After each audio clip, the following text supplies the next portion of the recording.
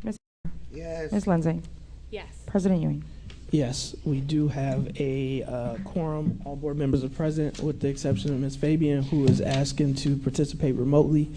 She is feeling under the weather, which is an allowable exception. So with that, do we have a motion to, first off, I'd like a motion to resume open session. So moved. Second. Motion by Ms. Lindsay, seconded by Ms. Hannah. All in favor signify by aye. Aye. Any opposed, nay. We are now in open session. With that, Ms. Fabian is requesting to participate remotely.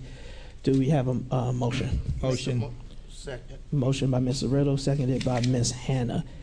Any comments or questions? All in favor signify by aye. Aye. Any opposed, nay. She does have access. Ms. Fabian, are you with us? Yes. Okay, thank you. All right, so we have our Pledge of Allegiance. I'm going to ask Ms. Meyer if you'd be so kind as to lead us in the pledge. Pledge allegiance to the flag of the United States of America and to the republic for which it stands, one nation, under God, indivisible, with liberty and justice for all.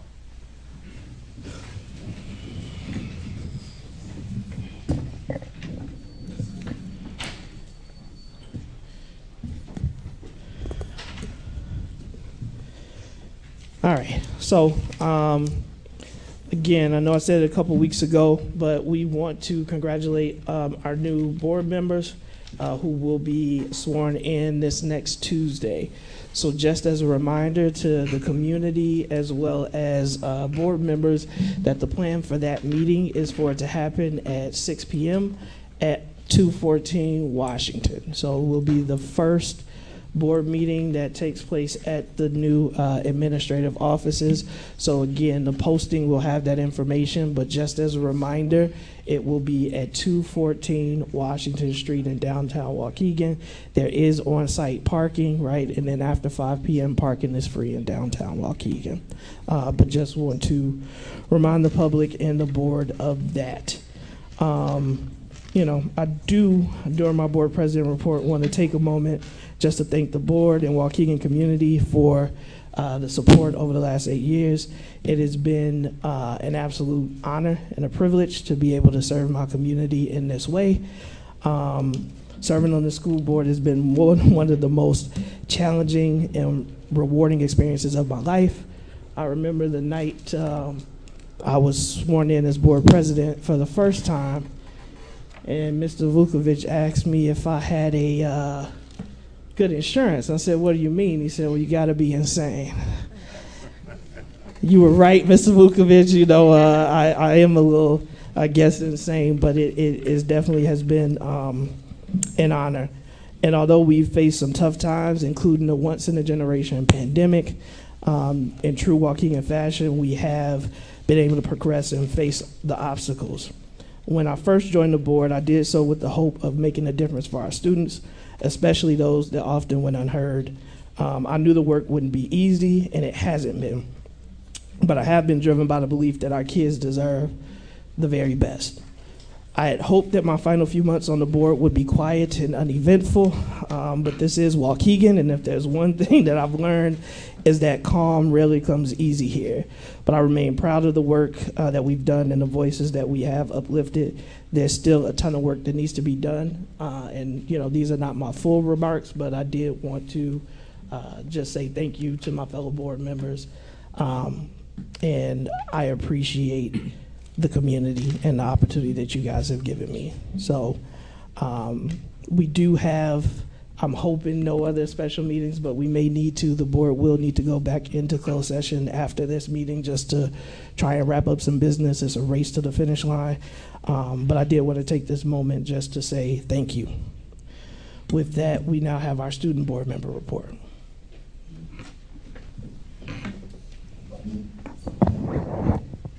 Okay. Hi, everyone. I have a couple things to say, and then I have a video for everyone to watch.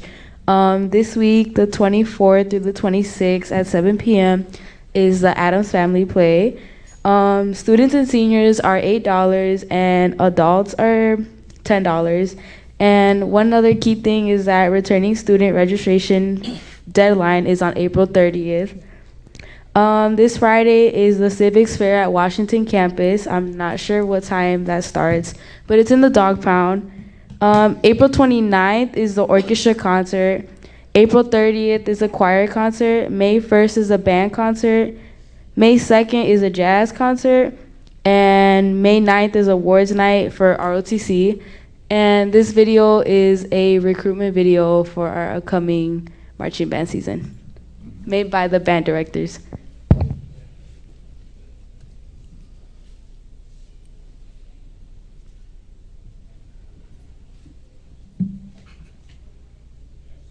Sound. Can we pause it? No.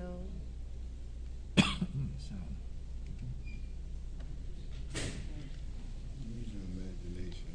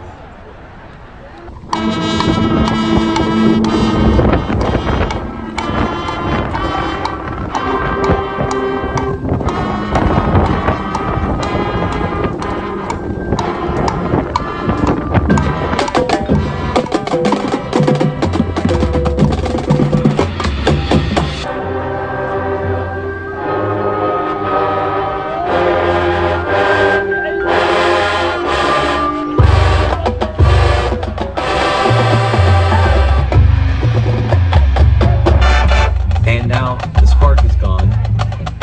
I reach for inspiration, but my mind is empty. I wonder, did we lose the ability to create?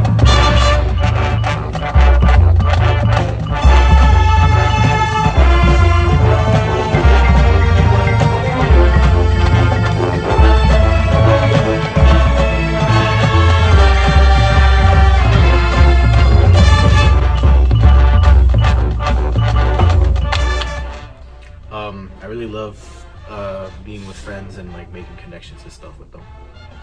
My favorite thing about the B&B is I like going to the competition because it's always fun just hanging out with the friends that I have. My favorite thing about being in the B&B is definitely making connections with new people that I've seen and being with my friends and going along with them to competition. My favorite thing about being in the B&B is, the connections I've made with, all of my friends and just, getting to hang out with people after school. My favorite thing about B&B was improving on my instrument and in music in general, and also making a lot of new friends. My favorite thing about being in B&B is probably the friends I made along the way, because I probably would have never got to talk to other people, like the people that I met in B&B without being in B&B. One of my favorite things about B&B is getting to travel. It's like we go a lot through Western Illinois, and the buses are really fun experience, especially when you go to new high schools. A lot of them have really good concession stands, so it's really fun. My favorite thing about being in the B&B is that you get to make a lot of new memories. My favorite thing about B&B was probably meeting all the new people. Like, I met a lot of new people and got really close with a lot of people. It's probably one of the main reasons I joined, was to make new friends and stuff. My favorite thing about being in the B&B is the bonds that are formed with everyone else. Like, my favorite thing about being in B&B is that like I get to play like on that football field, and that was like really cool, and also I get to make new friends and whatnot. I like in B&B how your hard work gets paid off over time after competitions. Like you build yourself up every day basically. Faint, but real. I think it's made me more outgoing, and I think I'm more open to new stuff. I improve my playing and I get to meet new people. Participating in B&B has definitely made me a better band member, as in playing my instrument. I think before I joined, I wasn't really the best at playing my instrument, and I definitely improved because joining B&B. B&B made me get to meet more people and just help me grow better as a person.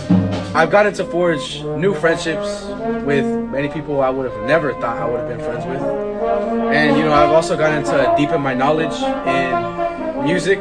Because B&B is also a time commitment, I learned to organize my time better. B&B has affected me because it's like helped me with my time management and all that kind of stuff. Like just helping me grow to be a better person. It makes you like more confident, like when performing like in front of people. Like I was like really scared to perform in A1, so like, but now I'm confident, so like really enjoying it, dude. B&B has actually made me more social because I used to be like really introverted, but like B&B has definitely affected me in a positive way. I've become a more outspoken person because of it. Being in the marching band has made me a better person and a musician. It has made me more mature, and I feel like I actually understand things better because I don't know what happened, but my brain developed more. Marching band has made me open to not only more band things, but more things in general and trying things out.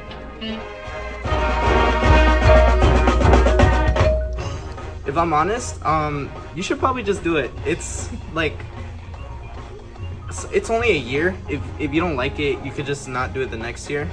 It's probably one of the best things I've joined. Just go for it. It's worth it. Like, you're gonna regret it if you don't do it. But just go for it, you know? I would tell you to not quit the first day like I almost did. Like just do it, and if you don't like it, you know, just don't do it again. Try it out, and then it's really fun to be with friends every day because they build you up too over time, and you just get better. Oh my god! Especially for band camp, I would say just make it through the first few rehearsals because that's definitely it's worth it. Isn't that easier? No need to search for it. Creativity outsourced.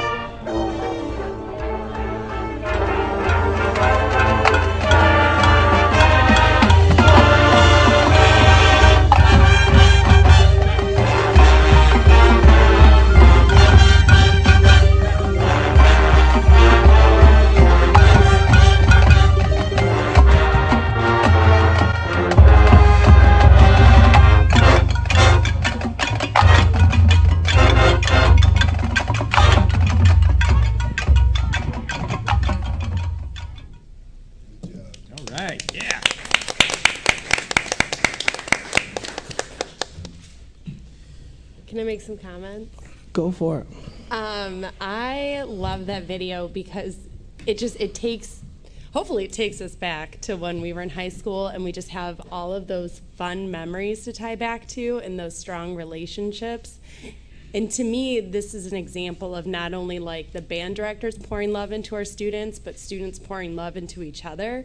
So I'm really excited that these kids got to have that high school memory that they're going to carry through, because I still have friends to this day that were in the marching band that talk about all of the great times that they had. So these are real memory builders, and I'm just so happy that we continue to have such a strong marching band presence. It's very nice. And they'll be, never mind. Super excited for that. Thank you for sharing the video. And just want to announce that we are actively in the process of looking for our next student board member. So we've had 2 great student board members, and we are looking to do 2 new ones that'll be appointed, I think, towards the end of May, June, something like that. And then they would serve a 1-year term. So excited to see that continue to happen.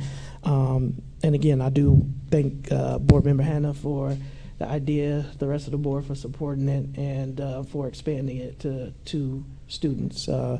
We weren't the first in the state, but we have been one of the early adopters, and we get contacted often asking for information on how to implement. So proud of that.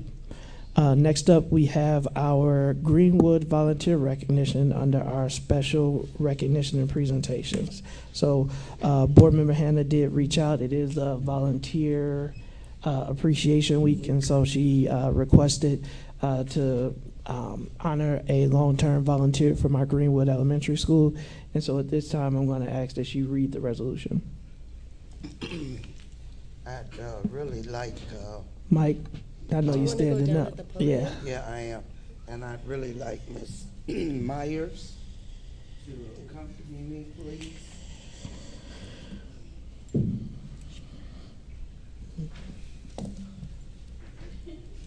Imagine it.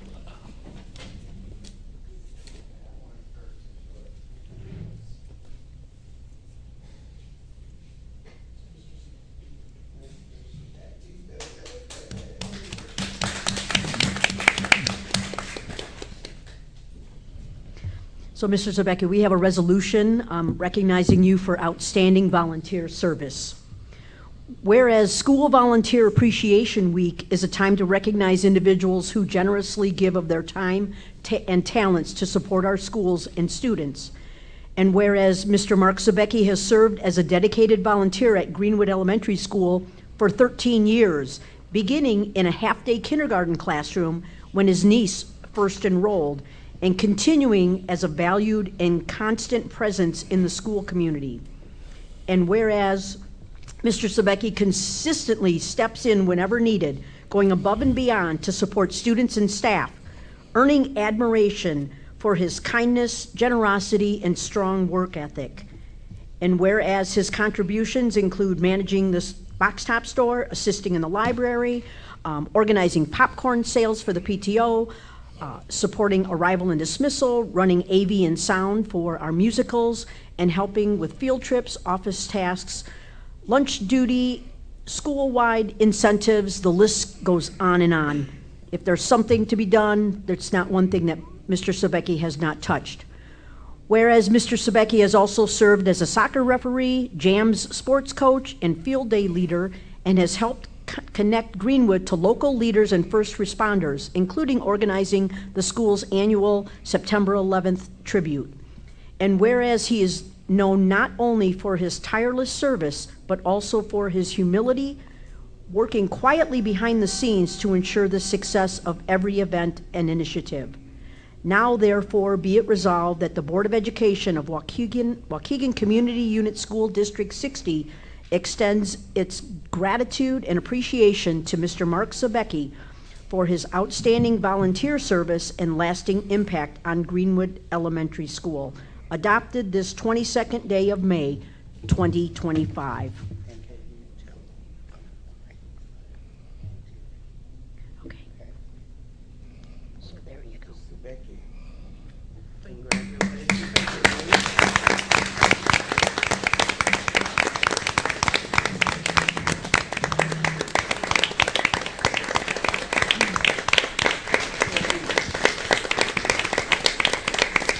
And the outstanding thing is that Mr. Zabecki doesn't have children in the school. That's why it's so unique.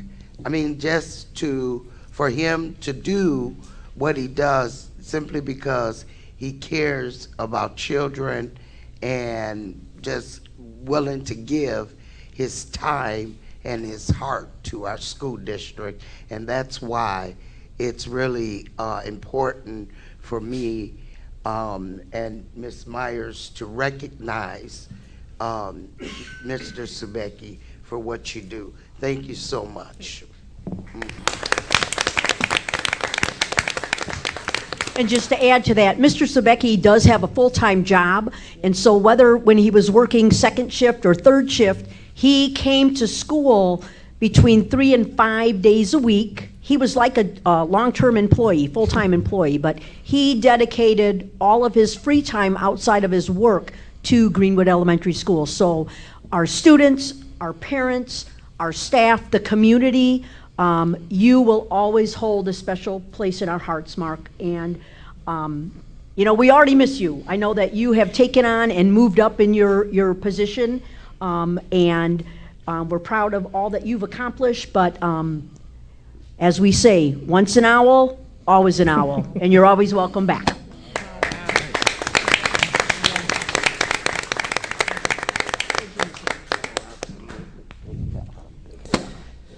And so thank you to Mr. Zabecki for your many years of service to District 60.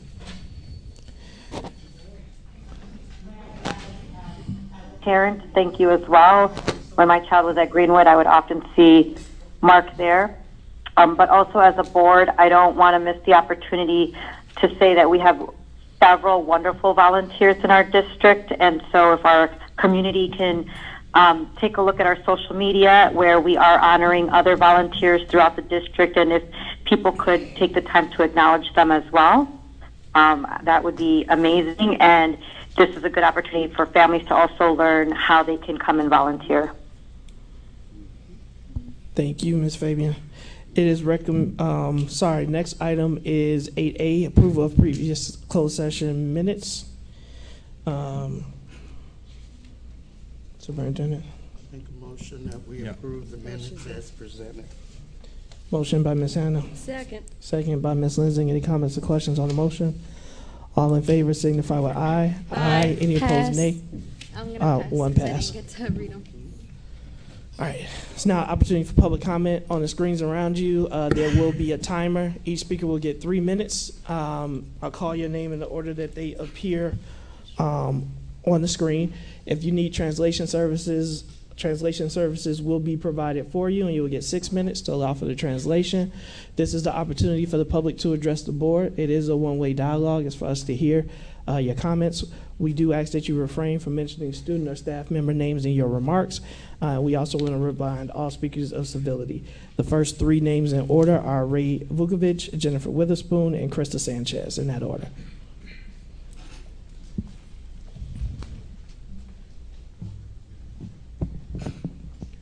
Good evening. I'd like to talk about 2 items that are on the agenda tonight that were talked about at last week's committee meeting. The one is about the personnel department traveling out of the country to recruit more teachers. I understand the need for it. There have been a lot of good teachers that have come through our district. I expressed concern last week with the uncertainty of Washington, D.C., the wisdom of bringing more teachers into this district. But then after I left, I remembered something that Mr. Figueroa had said about that there were 265 teachers from the international program. And I did some research, and I believe there's about 1,100 teachers on staff in Waukegan. So that's almost 25% of your staff is coming from outside the country. Now, a couple of you were just reelected to a 4-year term. You can guarantee that a quarter of your workforce is going to come and go over the next 4 years, because my understanding is I think there's a 3-year limitation on how long they could be here. So why aren't we out trying to recruit more people to this district? He said Chicago does a lot of it, and the number he threw out was 300. Well, CPS has far more staff than we have. So you guys better do a little bit better job on that. You know, my wife and I had 3 kids go through Waukegan High School, 12 consecutive years. Last one graduated 10 years ago. And every morning we would send them to school, and we would tell them to do the very best they could. Strive, go for the top. We never used the word satisfactory. But tonight you're going to be voting on the 17th Amendment of the superintendent's contract, and as long as it's satisfactory, that will trigger some bonus. What is satisfactory? When she came to work here, she told the Board of Education on the here and then gone again job application that she'd have a doctorate degree by June of 2016. She failed to do that. Minutes of the board meeting for over almost 2 years, she failed to get them to you on time. Reading scores, math scores, dismal. But y'all are going to do what you want to do, but satisfactory, we can do better than that in Waukegan. Thank you. Thank you, Mr. Vukovic. Ms. Attorney Witherspoon.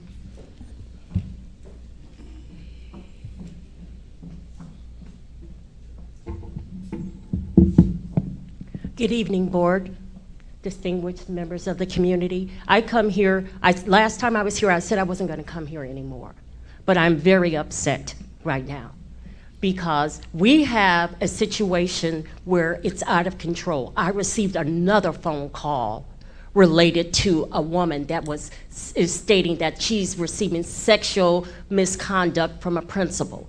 You might recall, I spoke before about a vice principal that had been complaining to HR about how the principal was treating him. He started complaining in October, but that same vice principal after my client turned in a Title IX complaint about another subordinate who came from Colombia who doesn't speak very much English. It got turned on him, and so now that principal put in a non-renewal because my client turned them in. Now, it doesn't take a rocket scientist to figure it out. This principal was against my client specifically because he turned this in. And then on top of that, my client, the other client who experienced this sexual assault, is still being harassed and talked to.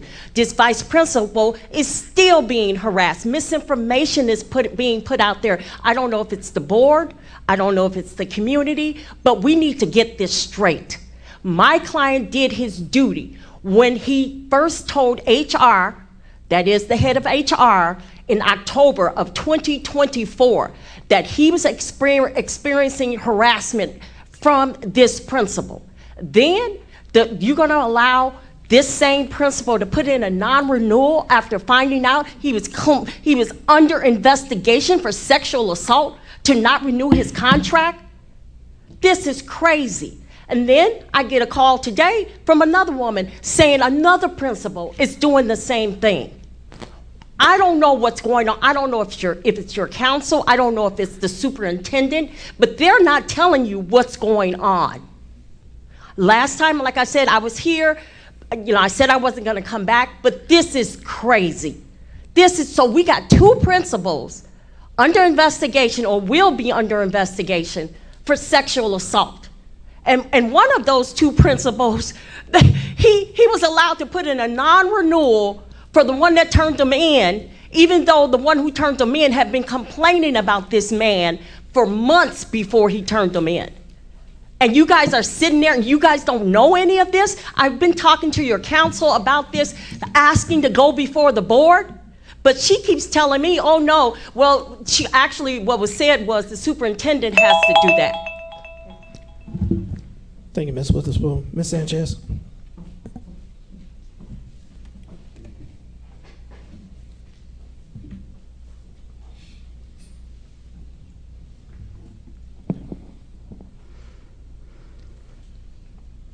Good evening. I want to start off by saying how much I've appreciated the students, especially the community. I love working in Waukegan. I love our students. It's definitely shown because of how my students still at this time of the year, they were still showing up to the classroom quickly, quietly, and ready to learn. I too had reported harassment in the building after reporting unethical behaviors. Multiple times. I just submitted 14 pages along with 58 different correspondences for this year. I was one listed in the closed session right now for being terminated. I'm used to getting terminated. This is my third time getting terminated from this district for reporting unethical behaviors. It's actually been since we've had a certain superintendent that our literacy and certain scores have been going down. We're focused on certain areas, but we are not focused on the student success. I get in trouble time after time for going above and beyond my job duties. This time was because I didn't post something that did not have accurate information in Facebook, even though it was really because I had been reporting people on payroll not actually working. I'm not afraid of anything that the district wants to come at me because I already know the whistleblower laws and how I'm well protected. I'm okay with whatever happens to me because God has blessed me in more than one way, and I have a lot of things that are going to be taking care of me. I'm okay. What I'm not okay with is our students not being able to have the education that they deserve. My students in my 3-4 level classes, for 2 of my classes, they went up 135% within the state assessments. My 5-6 level class, they went up 250%. Not the narrative that is fitting for some of this funding that's coming through this district. I have been threatened literally where I was told by the head of the HR that if I were to not put in my resignation, I was also going to, that he threatened me. He said, I tried to bring up the fact that I was not going to be renewed and that I wasn't getting it renewed for my teaching position because I wasn't posting on Facebook. I had been doing that for free. They thought I was getting paid. No, because that's unethical. And so instead, I was informed that that he was former military and decided to go ahead and put his trigger finger at me. Yes, I did want every information recorded. I did report to the board about the harassment happening in my building and how the people, randomly I had meetings in place where I was called down at the beginning of my class while I'm teaching my class, meetings scheduled during my class period. That is harassment. The same that you guys just had a meeting about, me being harassing? No, I'm protecting myself, protecting my peace. I don't care who gets mad. I'm allowed to be able to work in a non-hostile environment. I'm allowed to teach my kids. I took an oath to also make sure I'm ethical. Thank you. Thank you, Ms. Sanchez. Next two names in order are Randy Sabecki and Mark Shinkton.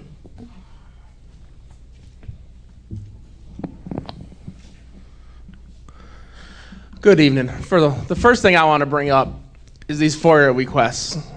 I've submitted several FOIA requests. You guys have 2 employees, and they're constantly late. They asked for 5-day extensions, and I just got a letter the other day from whoever's doing the FOIA request that it's going to be, they need more additional days besides the 5 days because they just came back from vacation, and this was just handed to them to complete. How? There's laws that do this, and you guys don't even hold the 2 people up here that you guys are in charge of accountable. And let's talk about HR. So I was going through Infinite Campus, and the teacher of record for my son's school, and it's on his progress reports, his report cards, is not even his teacher, not even in the district. How? Again, an HR thing that's lacking. Where's the consultant that we brought in to study HR? Where's that report? Superintendent said 5-6 months ago that it was here. The board members can look it over. We still haven't heard in the community about this, but yet we're still constantly, there's 2 more on here studying another consultant. When are you guys going to stop micromanaging? Let security do his job. Mr. Wilson's, the superintendent stated it at the last meeting. He's a professional at his trade. She's not. Let him do his job. We don't need a fall guy. If something happens, then we can blame it on Mr. Wilson. And that we've already had these consultants for 3 years, so now we need another 2 years for them for the amount of money. We have kids that can't afford prom. Why don't we use that money and send all the kids to prom for nothing? That's the stuff I'm talking about. Are we going to get consultants for every other department within our district? If you guys want to hire an ex-police chief to run the district, then hire an ex-police chief to run the district as head of security. I wasn't against bringing them in, but they've been here for 3 years. Now we want to extend it another 2 years. So what are they going to do different that they haven't done in the last 3 years? It said in there that they're going to be a voice for the SROs at the schools. We ended up paying full price for it. But they were going to mediate that, help break it down, and say how useful in that they are. There's many ideas. We got to change the narrative, and this board needs to stand up. Again, satisfactory or better for the superintendent. What do you guys consider satisfactory? Because we have not had 1 year in the 9-10 years she's been here on the state report card that's been satisfactory. So when is it going to start? Thank you, Mr. Becky. Mr. Shinkton. We pass. All right. Mr. Shinkton was the final name on tonight's agenda. We thank all of those who came out and spoke. If we can get the agenda back up. The next item is our consent agenda. These items should be non-controversial and or previously discussed. This is done to expedite the work of the board. Any board member can ask to vote on any letter separately. At this time, is there any letter that any board member would like to vote on separately? Board President, I'd like to vote on item G separately, 10G. Got it. Anyone else? All right, so with that, we'd like a motion to approve items 10A, B, C, D, E, F, H, I, J, K, L, M, N, O. Motion to approve. Second. Motion to approve by Ms. Gonzalez, seconded by Mr. Riddle. All in favor signify, I'm sorry, any comments or questions on the motion? Roll call. Mr. McBride? Yes. Ms. Fabian? Ms. Gonzalez? Yes. Mr. Riddle? Yes. Ms. Hannah? Yes. Ms. Lensing? Yes. President Ewing? Yes, item approved, motion carries. We have item 10A, 95% rap phonics curriculum for low incidents. B, Spanish for Heritage Speakers course materials for HS. C, renewal of CAMI for pre-K through 12. D, approval to attend 2025 Tableau Users Conference. E, payments for advanced placement exam fees for WHS students. F, renewal of yearly Microsoft Office list licensing. H, North Boys and Girls Club. I, Washington Virtual OG Training. G, renewal of Gold Book Tool Kit. K, renewal of HMH Read 180. L, renewal of Teaching Strategies Gold. M, renewal of Instructure Learn Platform. N, Savannah College of Art and Design SCAD Educator Forum. AP, and then O, AP Summer Institute 2025. With that, we'd now like to go to item 10G, McCall ISTE Live Spark Joyful Learning. It is the recommendation of the administration that the Board of Education authorize the superintendent or her designee to approve Carol May, Jan Krezowski, and Stacy Jeffers to attend the ISTE Live Conference in San Antonio, Texas on June 29th through July 2nd, 2025. The expected total cost is $8,505.30, which includes registration, lodging, travel, and meal per diem rate. Motion to approve. Motion by Ms. Gonzalez. Second. Second. Second by Mr. Riddle. Any comments or questions on the motion? I'm going to be voting no, not because of the programming, not because I don't think that this development would be beneficial to the individuals. However, when we have communities that look like ours that don't treat their community members with respect and dignity, I have a hard time sending off our individuals into those environments and providing the states those resources. So for those reasons, I'm going to be saying no. I also have a comment.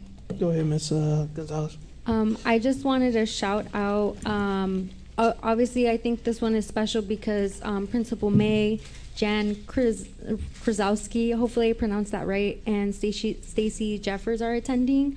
But because I support staff going on the conferences, but I really love that they are focusing also on the impact of AI in writing, because we're seeing that a lot more with students, especially in this day and age. So I'm curious as to what they bring back from that conference specifically. Thank and you. I very seldom see these names signing up for any kind of travel and for professional development. Awesome. Roll call. The other thing I'll comment too is just the fact that writing is so important. Yes. And you know, it is something that, and especially at an early age, and two, there's a part in here that's called joyful learning, and I think part of writing is, to get kids writing, is to make it enjoyable. So I'm also interested in what they learn at this conference and bring it back to us. Thank you. Thank you. Roll call. Mr. McBride? Yes. Ms. Fabian?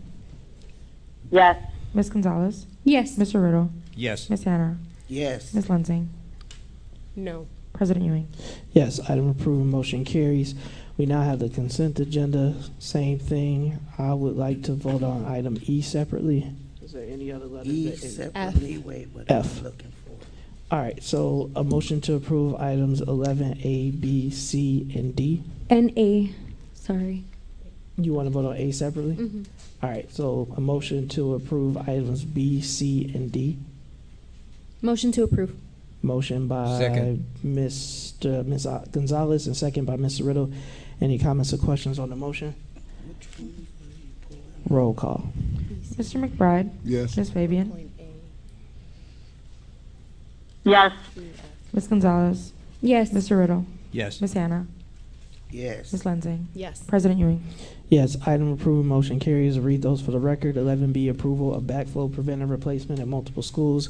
C, approval of North Elementary security camera installation request. And D, approval of game time play core. Now we have item 11A, approval of attendance at National School Public Relations Association 2025 seminar. It is the recommendation of the administration that the Board of Education approve the attendance of Mitch Ripatella and Gerardo Jodillo at the National School Public Relations Association's 2025 seminar at an estimated cost of $2,500 per person for a total of $5,000. This includes registration, lodging, and airfare. Motion to approve. Motion by Mr. Riddle, Second. second by Ms. Lensing. Any comments or questions on the motion? I'll be passing because my partner is going. Roll call. Mr. McBride? Yes. Ms. Fabian? Yes. Ms. Gonzalez? Pass. Mr. Riddle? Yes. Ms. Hannah? Yes. Ms. Lensing? Yes. President Ewing? Yes, item approved, motion carries. Where, and I'll read the recommended, well, I'm gonna make, never mind, we'll read the recommended action. So item 11E, approval of partial facility fee rental waiver request for Lake County Legacy. It is the recommendation of the administration that the Board of Education approve the facility rental waiver request for Lake County Legacy Incorporated for the use of the Waukegan High School Brookside Campus Main Gymnasium on March 29th, April 6th, and April 12th. The total amount requested to be waived is $3,000. I'd like to motion that we amend the motion to remove the minimum, the $3,000 fee. Second. We have a second by Mr. McBride. Yeah. So we're making it partial, right? Or not partial, full. A full waiver is Full what my waiver. motion is. And I got a second from Mr. McBride. Any comments or questions on the motion? Yeah, I was thinking about this, and I mean, we sat here during committee meeting, and we heard the gentleman say that he would not be able to afford this, and this is going for our students and our community, and it bothered me because if he couldn't pay it, then that means that that the activities would not happen, and so I am very glad and proud that that board president asked for a full waiver. Okay. Any other comments or questions, Mr. Riddle? Yeah, I'm going to have to object again because we have a policy for agencies that are for-profit and live outside the city of Waukegan, that they at least have to pay the costs of the administrators and the people that have to be in the building to run that organization. And if we make exceptions then to our policies that are set up, then I don't understand how we can have those policies. Yes, this is a good cause, but we've had other agencies like this that come from outside. We had one just 6 months or so from Chicago. They agreed to get some of our kids involved, but we did charge them for the fees for our staff to be there, because custodial staff have to clean it and stuff, and here's 3 more days. So yes, it's a good thing, but I think we should follow policy, so I'm going to have to vote no on this. Can I ask something as well? Go ahead, Ms. Gonzalez. Why didn't it qualify for the full waiver if it's under Legacy now? Because Legacy is a nonprofit, no? No, it's a for-profit. No, it's different things. And actually, yeah, come on now.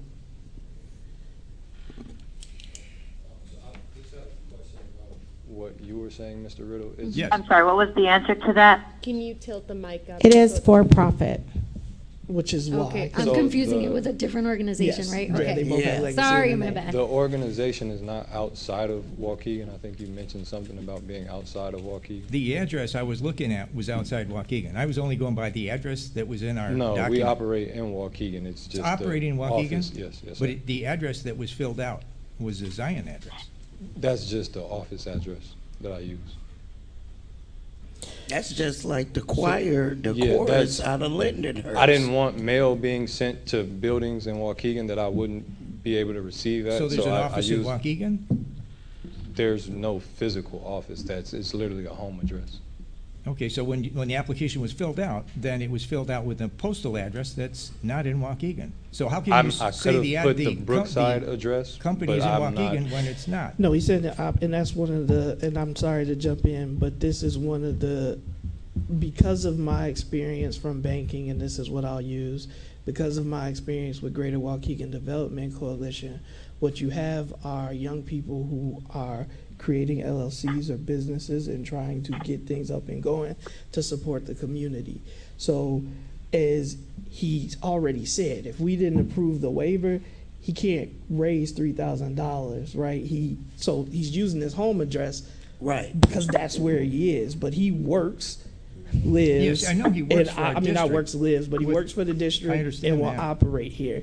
So the reason that it didn't qualify for a full waiver is because as the business is incorporated today, it's a for-profit business. Mr. Again, if I Gonzalez. thought it would be permissible to use the Brookside address and have equipment and uniforms and stuff sent to the high school, I would have done that, but I Okay. didn't think that would be acceptable, so All right. I just used the home address in Zion. But to clarify, when you are filling out a 501c3 to become a nonprofit, you do have to attach it to an address. And so that address should be the address of, whoever is in charge of that organization, and should not be one of our schools or just a random, let's just pick somebody in Waukegan. I agree with Mr. Riddle that we follow our policies, but I would suggest that maybe we have a talk about how we can help fundraise for the other half, especially maybe through our foundation. But I don't want to circumvent policy and then have people looking for loopholes, because we had a situation like this previously, same situation where the address of a church was outside of Waukegan, and we did not allow them to rent for free. So I just don't want people looking for loopholes just to get into our buildings for free, and I don't want to circumvent our policies, because they're there for a reason. But I certainly see the value of everything that you're trying to accomplish, and would be happy to work with you to figure out a way to come up with the other half. Additionally, the actual waiver was filled out for the half, so I suspect you knew that the potential was that you would have to pay the other half, because the waiver was not filled out, for a full waiver. No, I did not know that. But okay, we got a motion. Call the So we question. do have a motion and a second.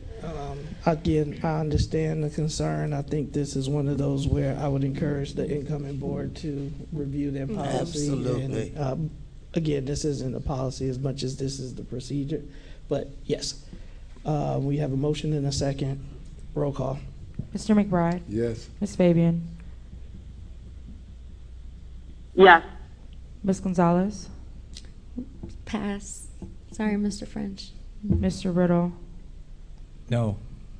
Ms. Hannah? Yes. Ms. Lensing?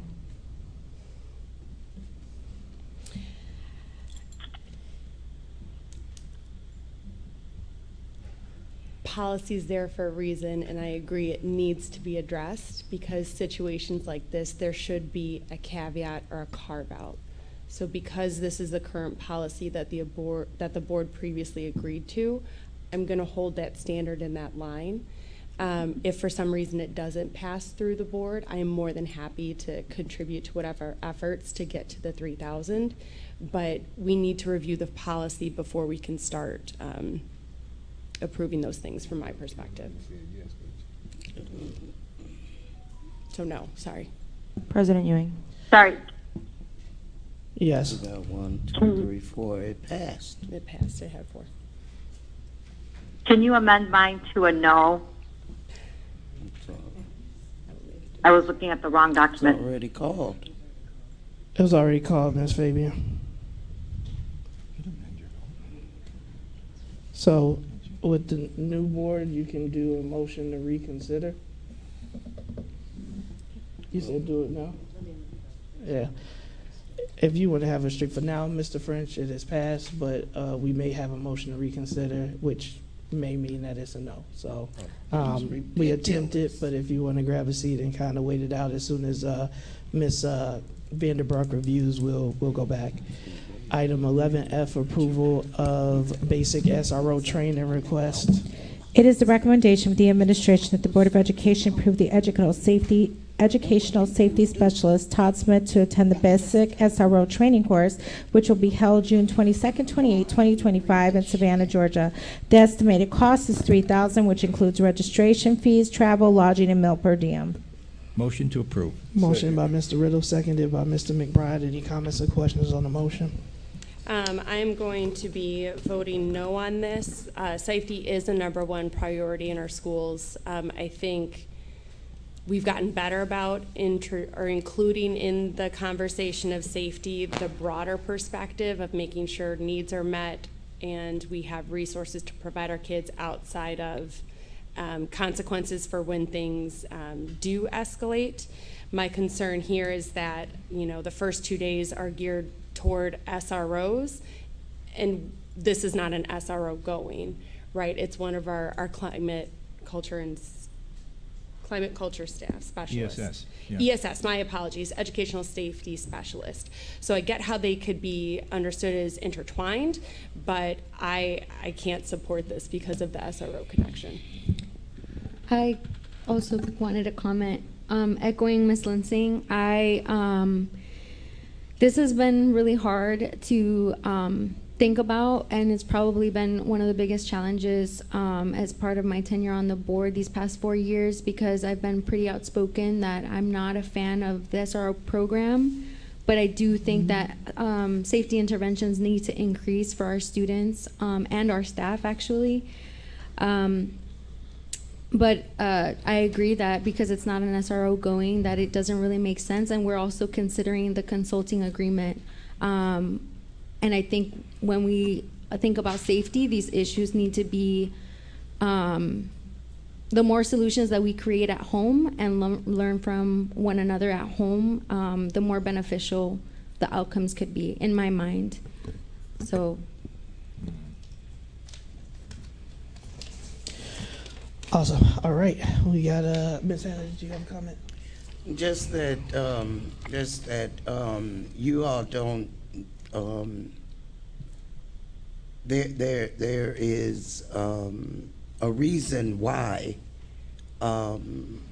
Director Wilson approved this for one of his staff, and as what is always said up here, they're the professionals.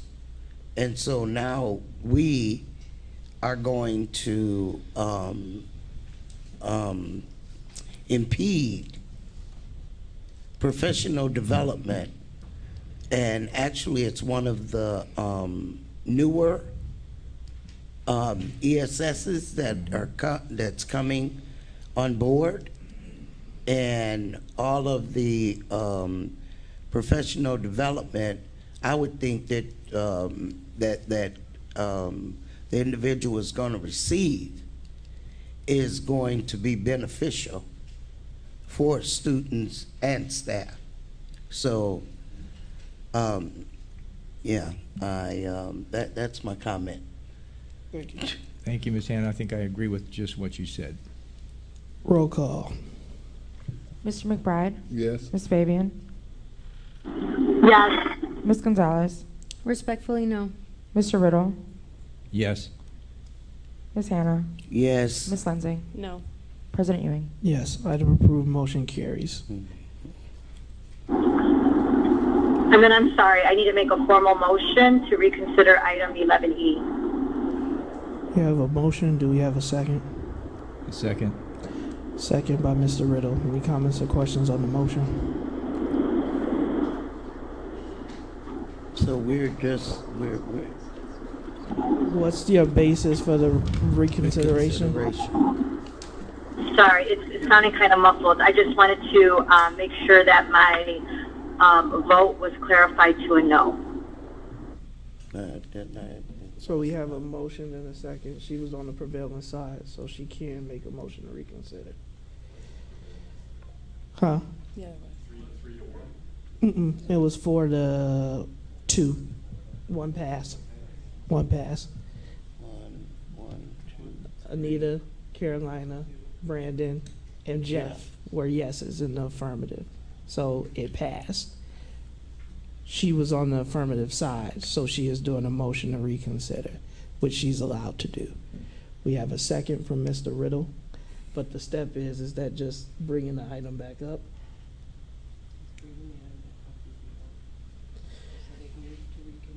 Yes. So we have a motion to reconsider on the table. We have a second. Roll call vote on the motion to reconsider.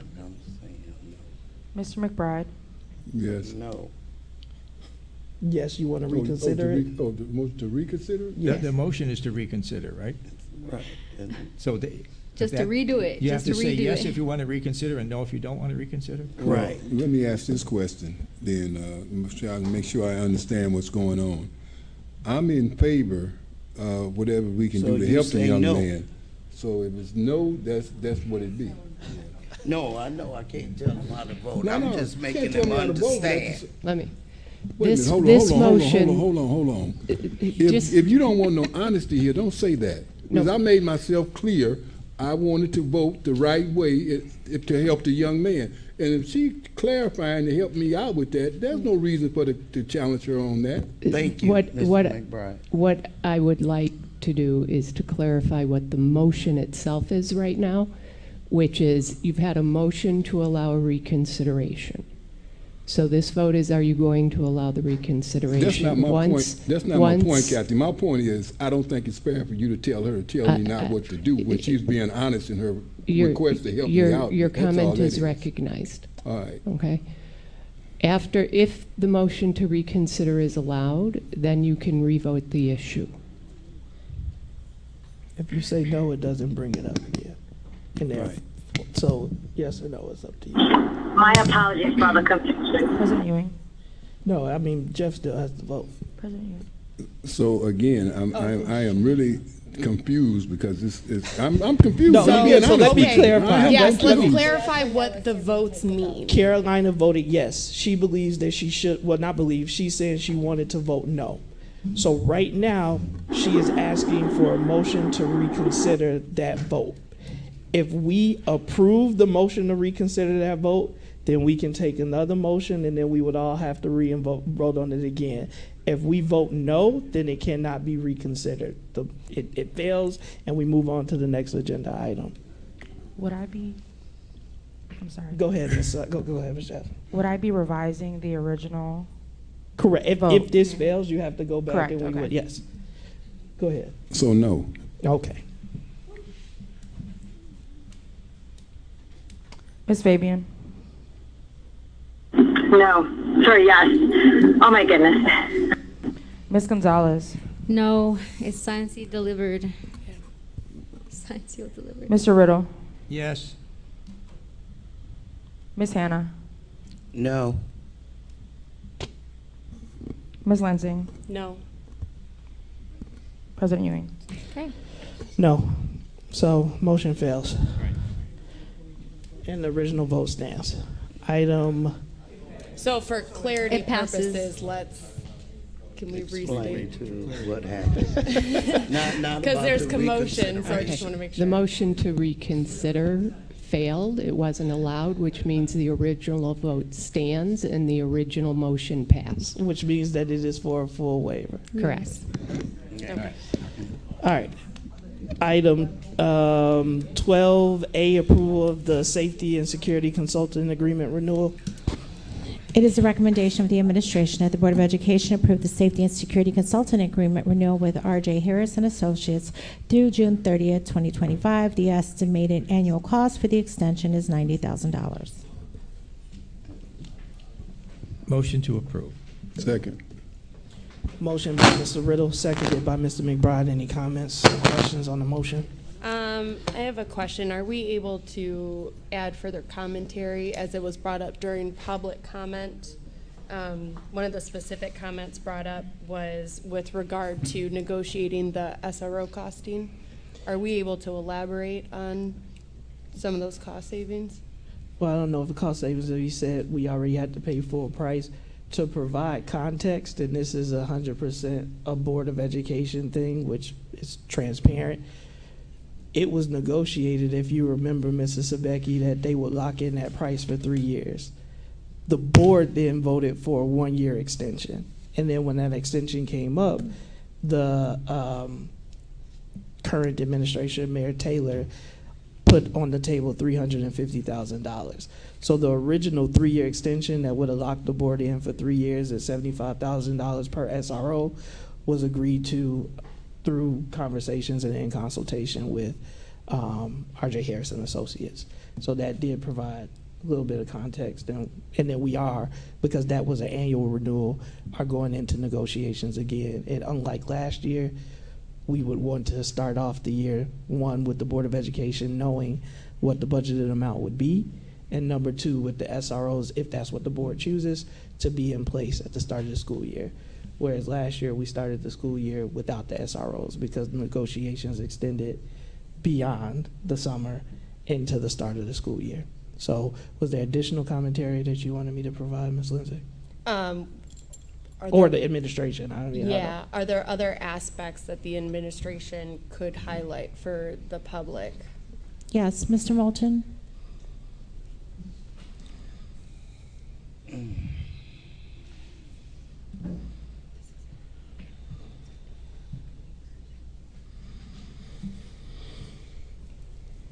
That ain't changing my vote, because I don't think he should be here.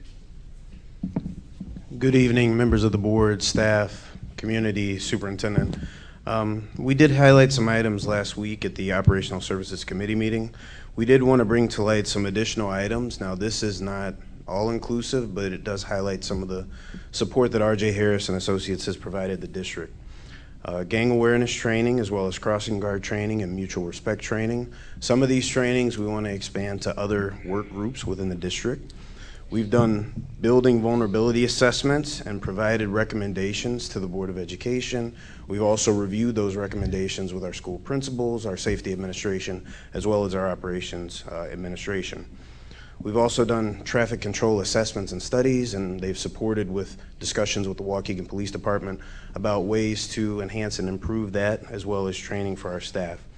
One element that we did not discuss last week was committee support. So when we were going through the safety committee, which meets on a monthly basis, as well as the zero tolerance work group that was convened a couple years ago and recommendations brought to the board, they were instrumental in that work, as well as bridging the gap between district staff, how they were feeling, community perception, and what our policy says, and provided recommendations for training, for de-escalation for all staff. Lastly, in addition to what Mr. Ewing said, they've also supported the direct coaching of the safety department through various resources and trainings, as well as consultation with Mr. Wilson and his administrative team on a regular, ongoing basis throughout the duration of this agreement. Thank you. Does R.J. Harris have all of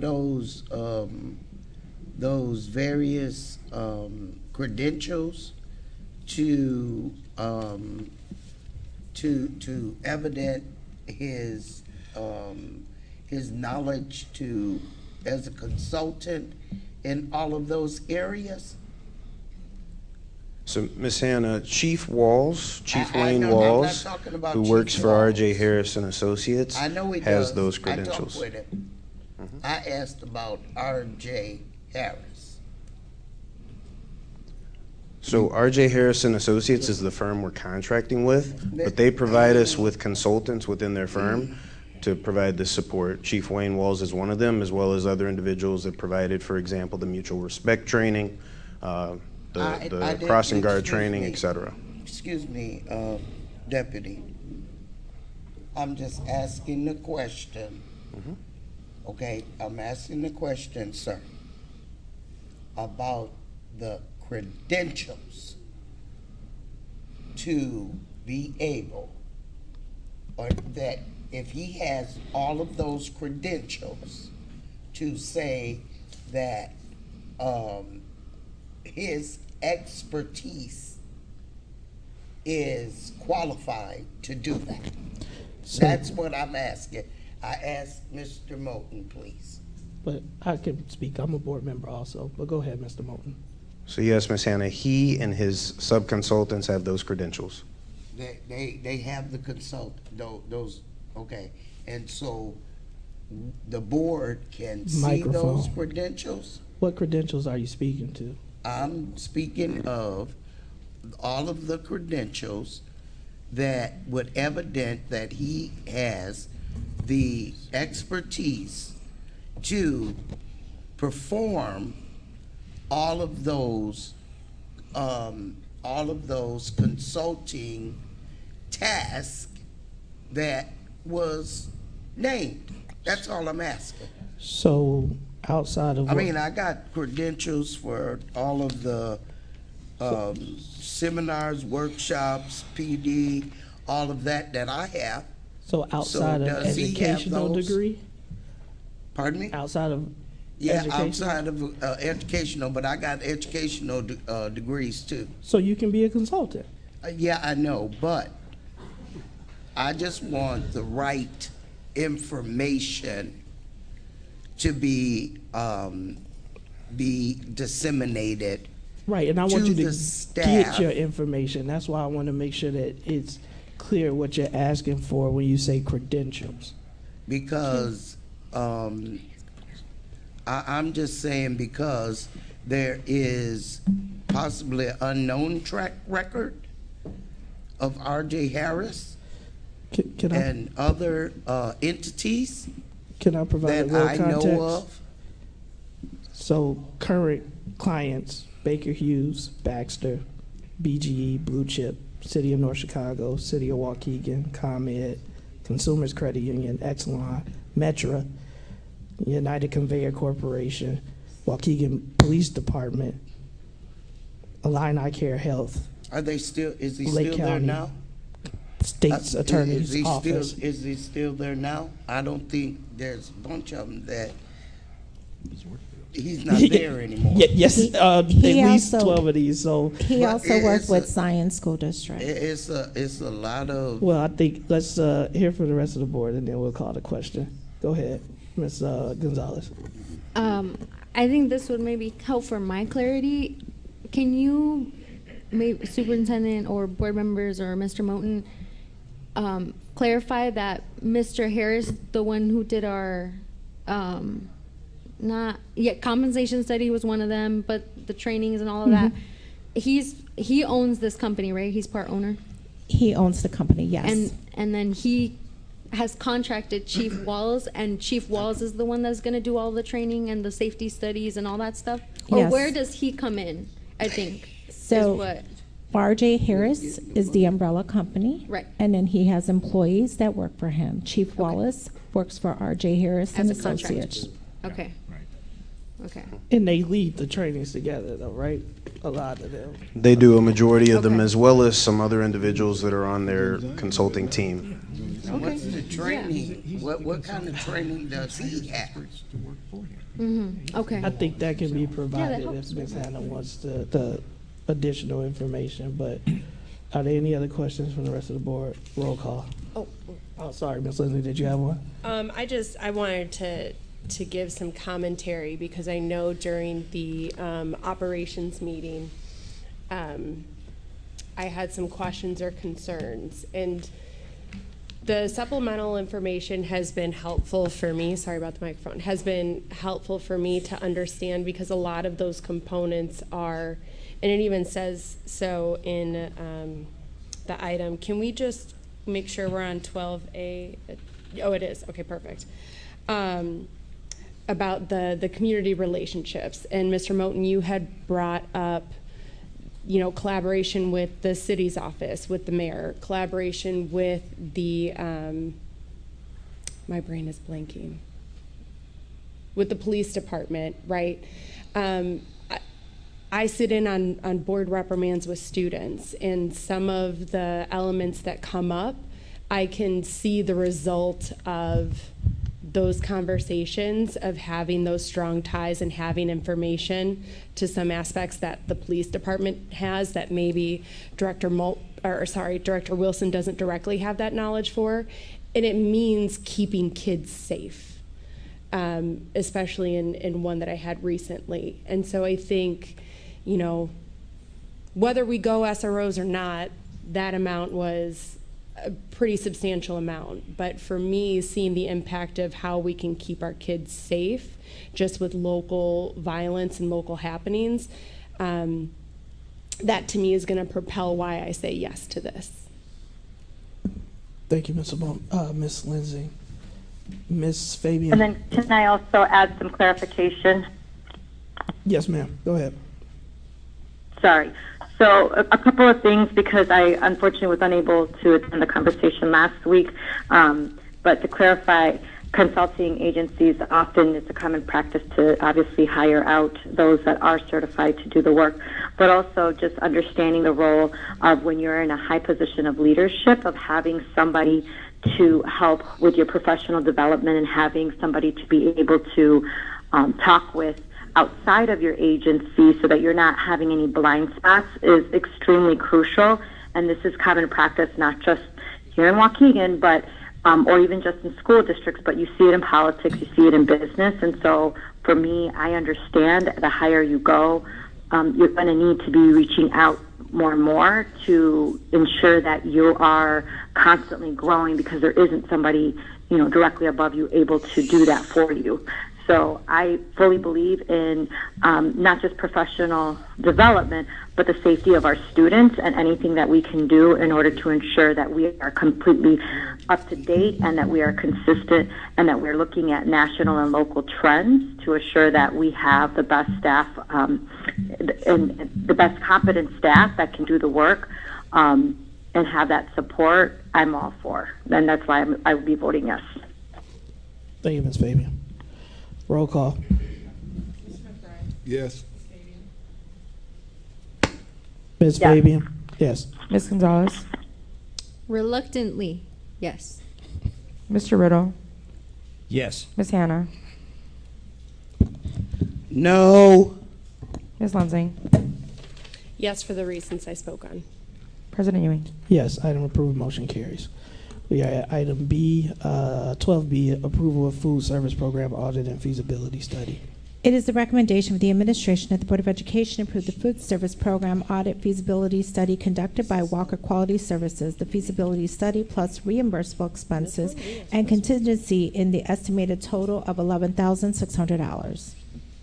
Motion to approve. Motion by Mr. Riddle, seconded by Ms. Lindsay. Any comments or questions on the motion? Yes. Go ahead, Mr. McBride. Have the study been done already? No, this will be starting to work if we approve it. Okay, I was just going to say I'd like to see the results from the study when it happens. You will definitely see the results once it's completed, the whole board will. Roll call. Oh, Mr. Riddle, I'm sorry. Well, my only comment is that I think this is timely. You know, we are at a possible renewal of the contract or looking at going out for another vendor. I think having some outside eyes looking on our food service, we have 22 different schools, food service takes place. We need some outside eyes looking at what we do and how we provide it. And so I'm anxious as well to get the results of this study so we can know which direction we should move. So I'm going to vote in favor. Ms. Gonzalez? Yeah, I agree with Mr. Riddle. I want to be very careful. I wasn't in favor of changing the vendor to Sodexo when we first transitioned food programs, although I did think that the food program needed to be revisited. I hesitated to let go of Sodexo because I know that we're going to only increase costs, and this feasibility study is an extra investment. But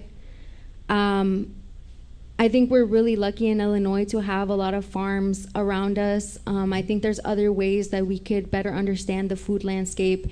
And if we do anything right, I think we should at least try to feed the students the best possible foods that we can, whether that's with Sodexo or another vendor. So I will be voting in favor of this too.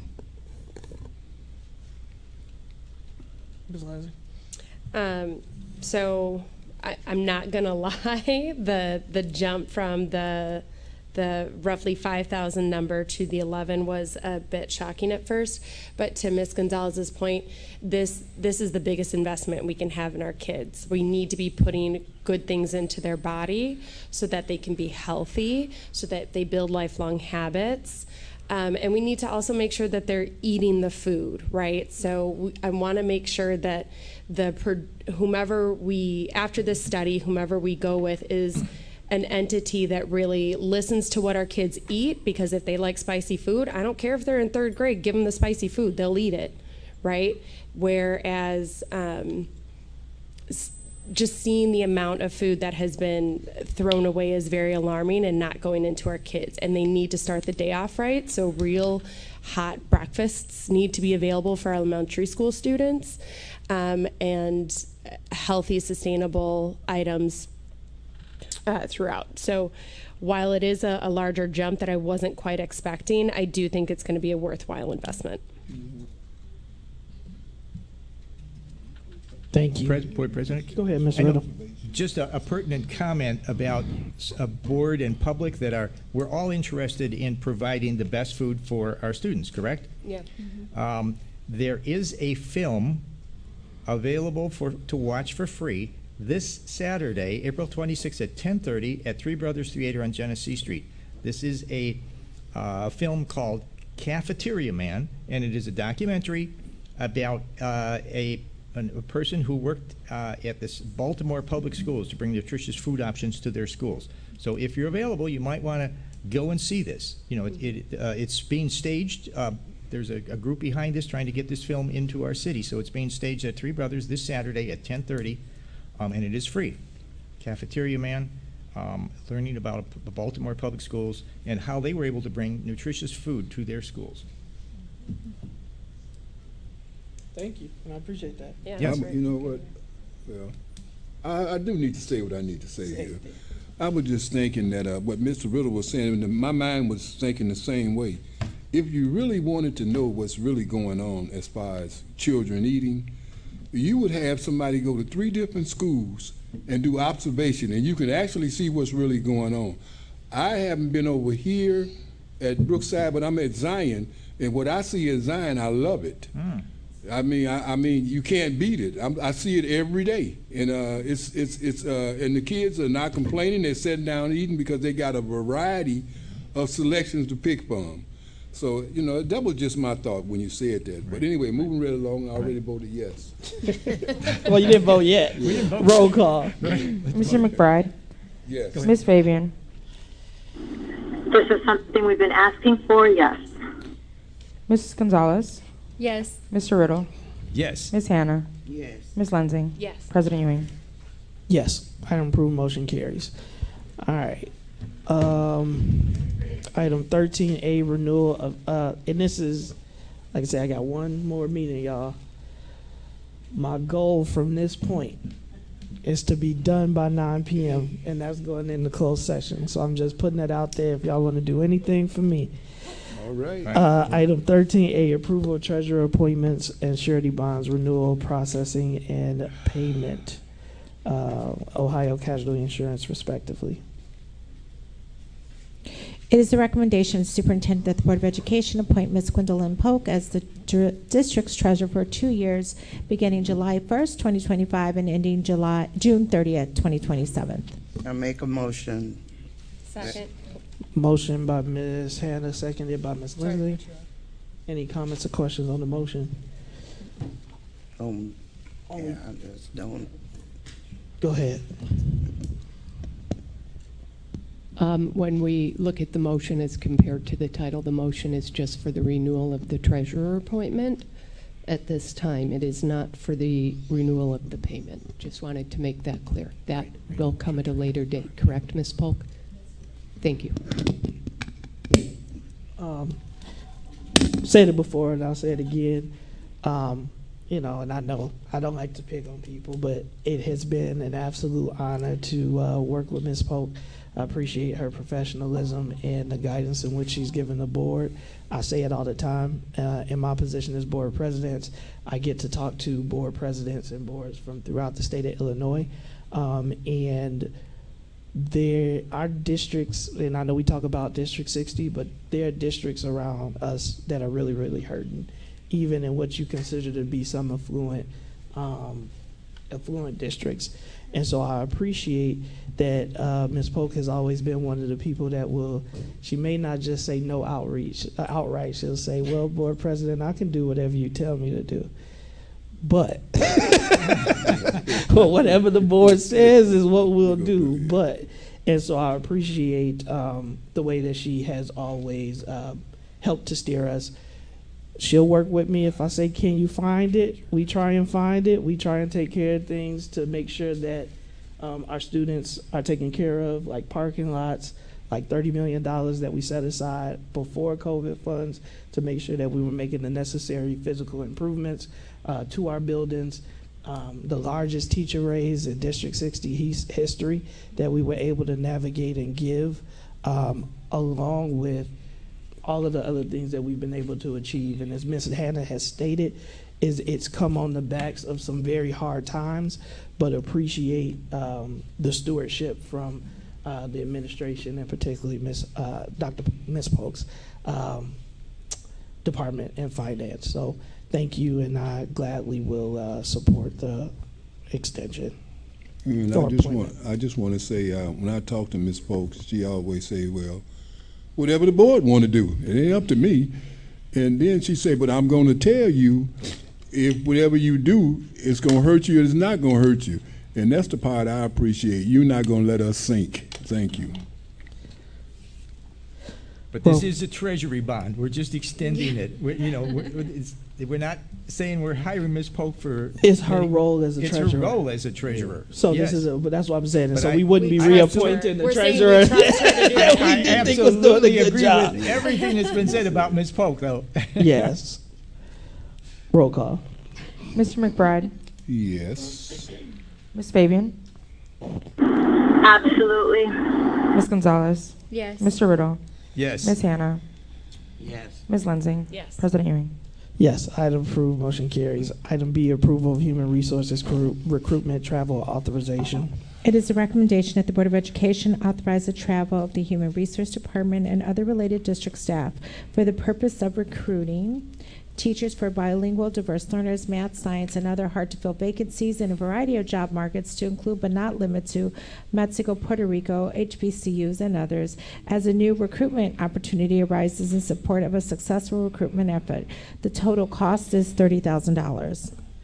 Motion to approve. Motion by Mr. Riddle. Second. Seconded by Mr. McBride. Any comments or questions on the motion? Ms. Lindsay? I'm just going to make this a fast comment. I know during public comment, Mr. Vukovic brought up some very valid concerns and for the safety of individuals coming into the United States right now. They're very valid. However, I also see that we have put ourselves in a position where, according to his calculations, it's 25% of staff, but it is a need that has kept us going. I'm going to reiterate and echo that we need to have a more strategic plan so that it's not necessarily a reliance. We get a lot of great teachers out of this approach that we're taking, but we do need to find a way to make sure it's something that we want to enhance our district, not that we have to rely on for this district. I agree. I also want to stress the point that it is definitely a risk. I said it at the student achievement meeting, and I'll say it now. It's a risk. I deal in banking and finance. I judge risk. So it is risky to have that much of our staff, but I do always want to reiterate the fact that there is a huge teacher shortage and vacancy in Illinois, and we need a long-term strategy in order to repair that. I also would like to remind the board that for individuals who, as of right now, with the way the laws are written, who choose to stay, we do assist with trying to help them, if they stay for a certain period of time, to get permanent residency, because not all of the international teachers that we recruit are subject to the same thing. So we have teachers that are coming from Puerto Rico, those U.S. province, they are able to stay for as long as they would like to. Mexico, we're working on that, HBCUs and others. So I agree, and I would encourage the board is that there may be a goal around decreasing the percentage, right? But you don't want to do that, in my opinion, at the risk of not having a certified teacher in front of our students. So it is a both and. I'll be supporting this with hope, not with hopes, but with the belief that we will continue to recruit locally and start to repair and reestablish the pathways to teaching that have been under attack for over a decade at this point. Right. Thank you both for that clarification. Roll call. Mr. McBride, Ms. Fabian, Yes, and good luck.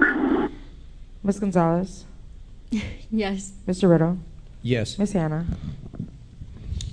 I'm gonna pass. Ms. Lensing. Yes. President Ewing. Yes, item approved, motion carries. Then we have item C, is this the one that we're holding this item? So this will be the next board. Item D, dismissal of probationary teacher. It is recommended that the Board of Education approve the superintendent's recommendation for dismissal of a probationary teacher for cause and as being in the best interest of the district and its students, effective immediately. Motion to approve. Motion to approve Second. by Mr. Riddle, seconded by Ms. Gonzalez. Any comments or questions on the motion? Roll call. Ms. Fabian, Yes. Mr. McBride, Ms. Gonzalez, Unfortunately, yes. Mr. Riddle, Yes, unfortunately. Ms. Hannah, Passing. Ms. Lensing, Unfortunately, yes. President Ewing. Yes, item approved, motion carries. So I can read it now? We'll just go from here. This item involves Ms. Krista Sanchez-Bice. Okay. I do or I don't? Yeah, we already voted on it. We're good. No. Nope. We voted on the Okay. motion. That's fine. Item F, amendment number personnel, item 13E, personnel for 42225. It is recommended that the Board of Education accept the administration's recommendation to approve the appointments, retirement extensions, requests, and accept the resignations and terminations as found on schedules F1002, L949, T317, and G660. So moved. Second. Motion by Mr. Riddle, seconded by, motion by Ms. Gonzalez, seconded by Mr. Riddle. Any comments or questions on the motion? I'd like to make a comment that I'm really excited to see one of these individuals be named principal. I know from like a personal aspect, not me, but they have been involved in the Waukegan community for years, to the point where my husband was on the soccer team with them as a coach. So it's really exciting to see them grow into this position and really take on the role. And I'm excited to see what comes of it future. And best of luck to the rest that are continuing with us. Thank you. Roll call. Mr. McBride, Ms. Fabian, Yes. Ms. Gonzalez, Yes. Mr. Riddle, Yes. Ms. Hannah, Yes. Ms. Lensing, Yes. President Ewing. Yes, item approved, motion carries. We have some administrative appointments. At this time, I'd like to congratulate Mr. Jose Salazar, who previously served as the interim principal at Clearview Elementary. He will now serve as the principal of Clearview Elementary with a starting salary of $106,496. Congratulations, Mr. Salazar.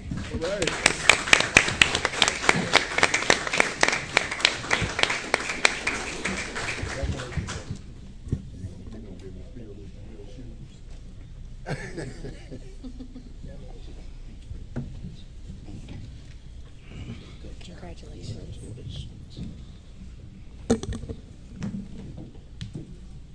Our next appointee is Mr. Eric Hamilton, who previously served as the interim principal at the Brookside campus. He will now serve as the principal of Brookside campus with a starting salary of $140,000. Congratulations, Mr. Hamilton.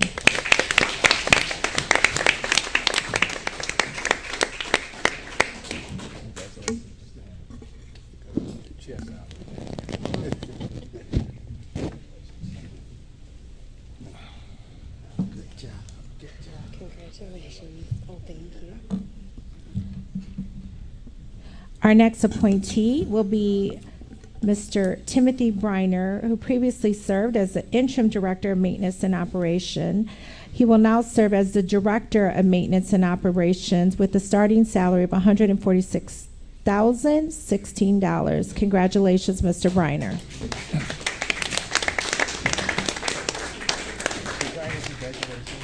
I don't think you own the place.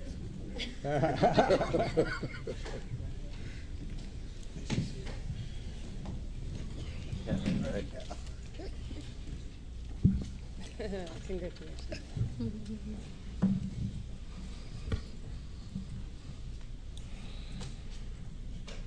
All right, next item is item 13F, amendment number 17 to the superintendent's contract. It is recommended that the Board of Education approve the proposed amendment number 17 to the superintendent performance-based contract and authorize the board president to execute the amendment. Do you have a motion? So moved. Second. Motion by Mr. McBride, seconded by Ms. Gonzalez. Any comments or questions on the motion? Yeah, I have a statement that I'd like to read. Go ahead, Ms. Anna.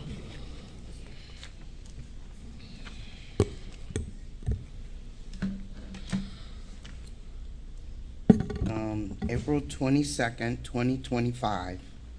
Statement opposing satisfactory evaluation. Good evening, all. As senior board member, I am obligated to the community to be truthful. As the board votes to give the superintendent a satisfactory evaluation, the community deserves to know how the board came to that conclusion. I will qualify my vote of opposition to a satisfactory rating.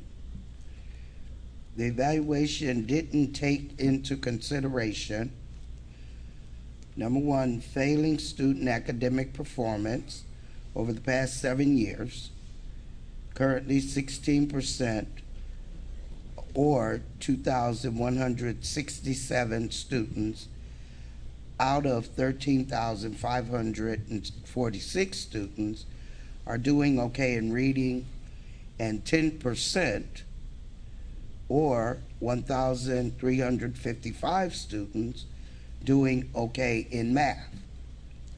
Number two, the toxic environment in the district for staff and students.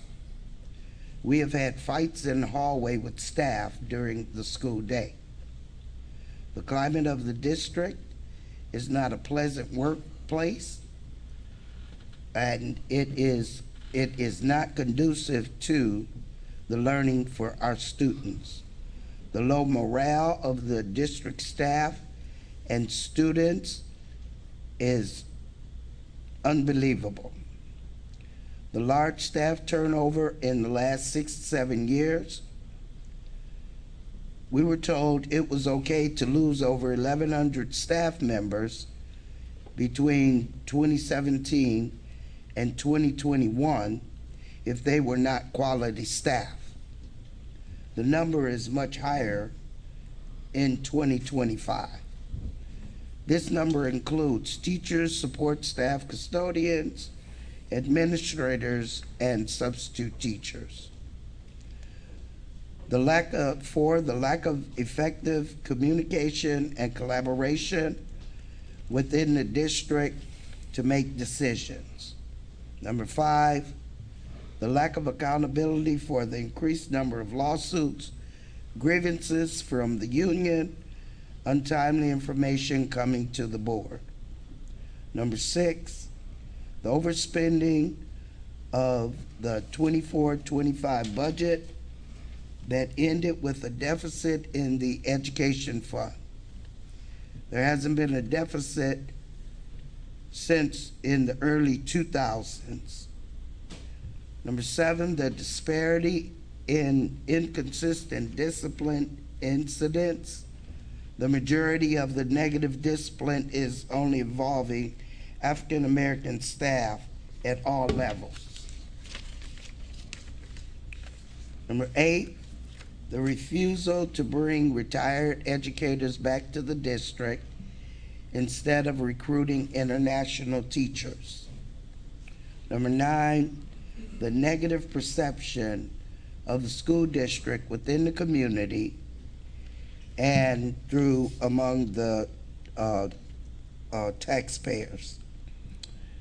I have the what the evaluation consisted of 4 goals, and the public has a right to know about those goals.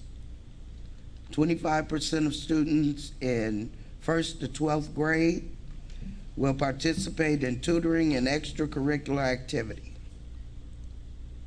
10% of students will be engaged and serviced with social emotional learning partners. Goal 3, to promote a sense of belonging for 25% of African American males, and they will participate in academic and social emotional learning activities. Goal 4, 100% of schools will implement the science of reading, which was being done before this time. Finally, it is time for a new direction for the district to redefine the visions, goals, and methods to foster an environment that supports student academic improvement, community engagement, and educational excellence.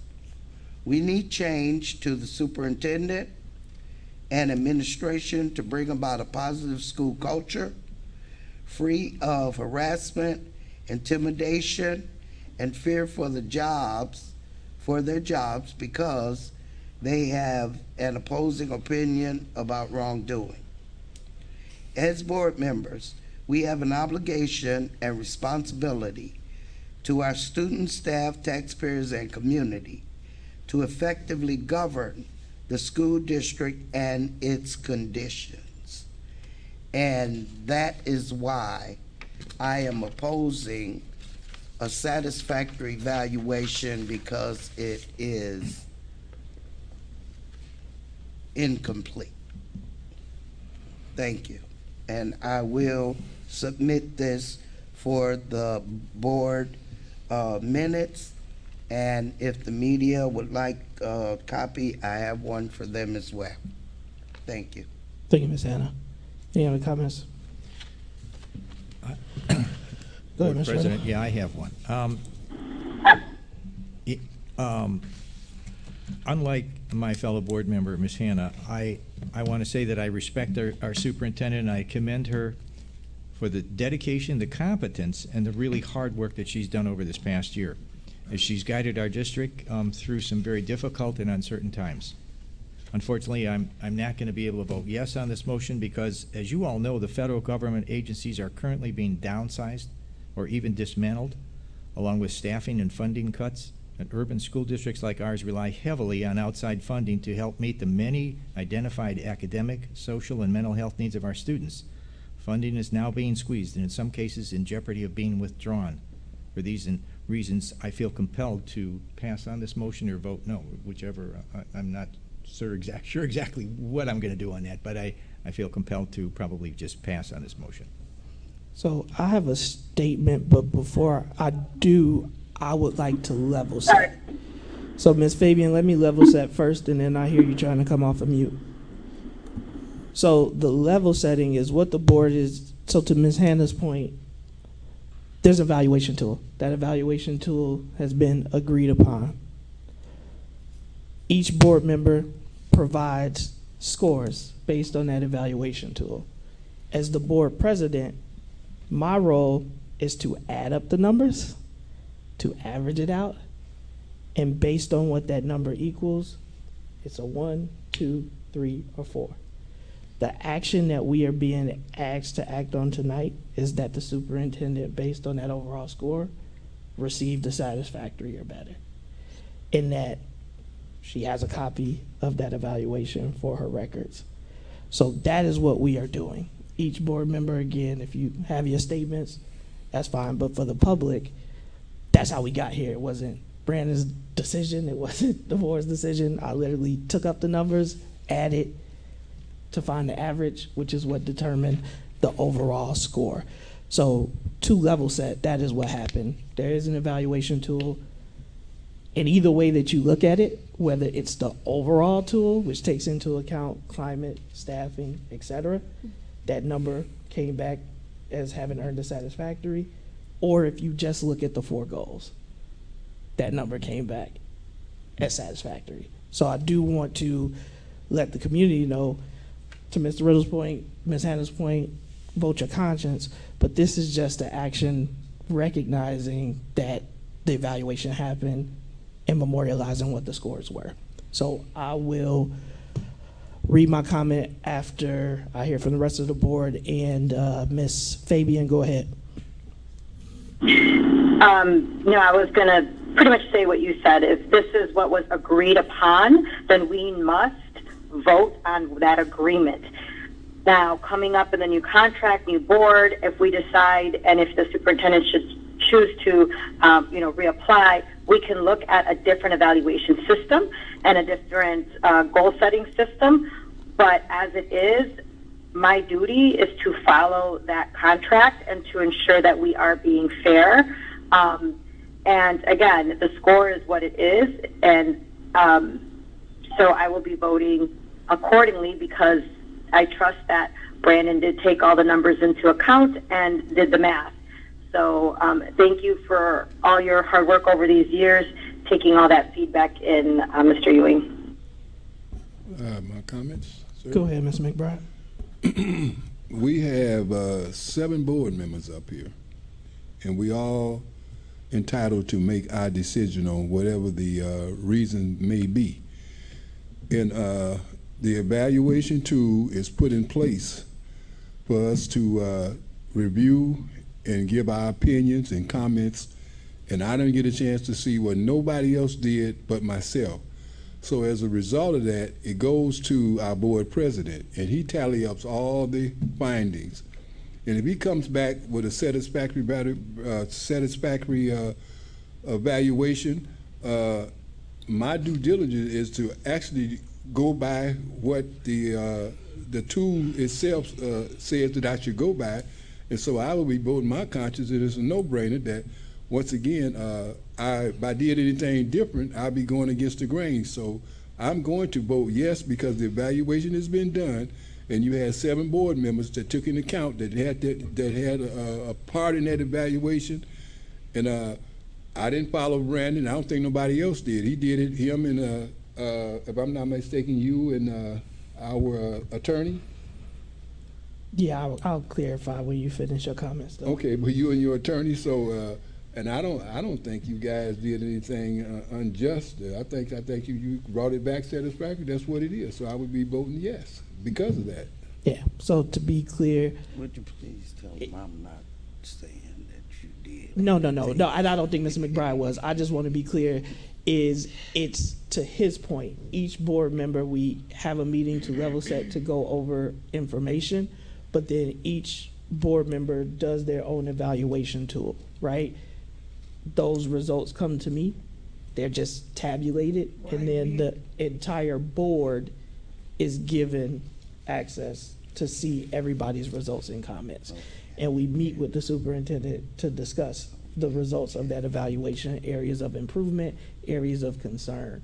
So it's not me that just comes back. Everybody knows what they scored, and if there was a discrepancy, they would let me know. Well, thank you, Mr. McBride. Ms. Lindsay? I think many of what Ms. Hannah had read out with her statement, for me, that is a continuing component that we as a board need to look at and hold the superintendent accountable for through the goal setting process. My frustration from the very beginning was that I feel that these goals are not rigorous enough. Mm-hmm. There is one exception that I will say was goal number 4 with regard to implementing our reading curriculum, the science of reading. I think that team has done an excellent job. I am very proud of the work that they have done, especially sitting on the literacy committee with Ms. Hannah. We've seen and heard more layers than the community is aware of the intent and the dedication and the hard work that goes into it. So out of everything that I can say that has happened in the past year, that's one thing I'm very proud of within this district. but the other concerns still remain. But as Ms. Fabian had stated, we are bound by the structure in which we agreed to. And so that's my frustration and something that I'm going to be continuing to push for this next incoming board, for the next evaluation, as well as when we look to the next contract, because our kids do deserve better. 16% and 10% are extremely frustrating, and it's not acceptable. But these are the bounds in which we have, to Mr. McBride's point, each individually filled out our evaluation on. So the metrics that Mr. Ewing brought up with district image, communication, HR, that's a compilation of all 7 of us. But we did not consider that in the. Ms. Anna, I gave both scores, and I just told you what it would be. It wouldn't change the outcome. So even to be fair to the board, I wanted to show what it would have been had it been taken. Even when you take those things into account, the numbers in the score were the score.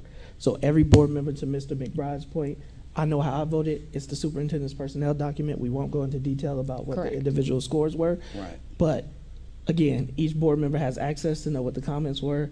I have my statement, you have yours, people can give their opinion, but what we are being asked to do is to certify what the results were of that evaluation. Go ahead, Ms. Lindsay, I'm sorry to interrupt. No, you're fine, because it is a certification. I am agreeing that the collective came to this determination. Personal feelings aside, that's what came through. And so that's what we're being asked to vote on, and that's essentially what we need to do. My opinion is you make an agreement, you follow that agreement.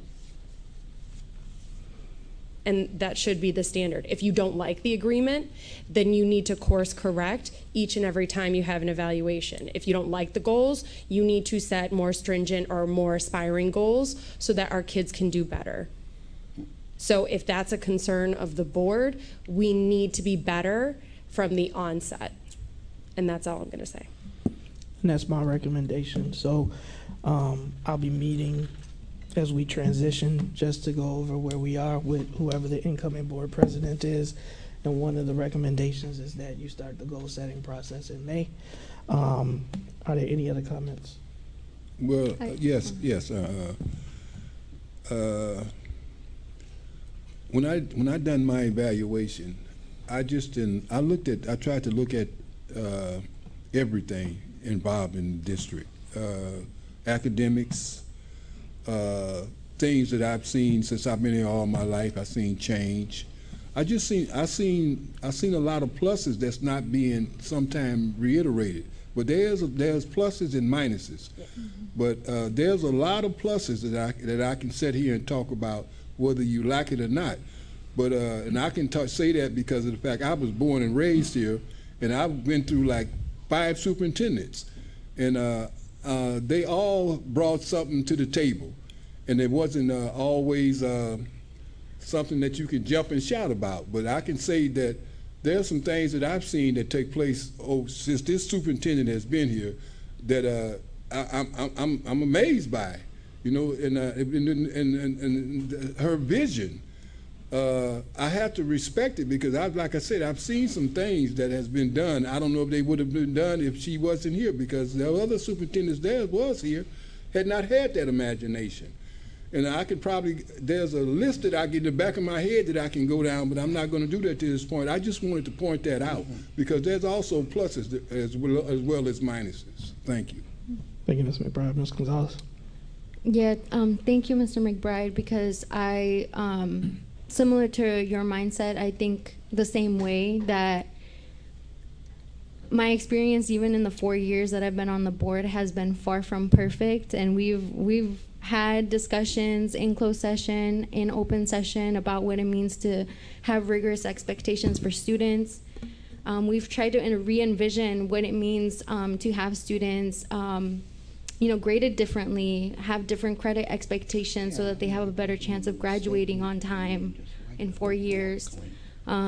We've heard from students themselves that they don't feel like they belong in the school system, and so we tasked the superintendent and her team to find ways of reaching those students and making them feel a part of an activity, whether it's a sport, whether it's a club, whether it's something else that we can highlight through a partnership.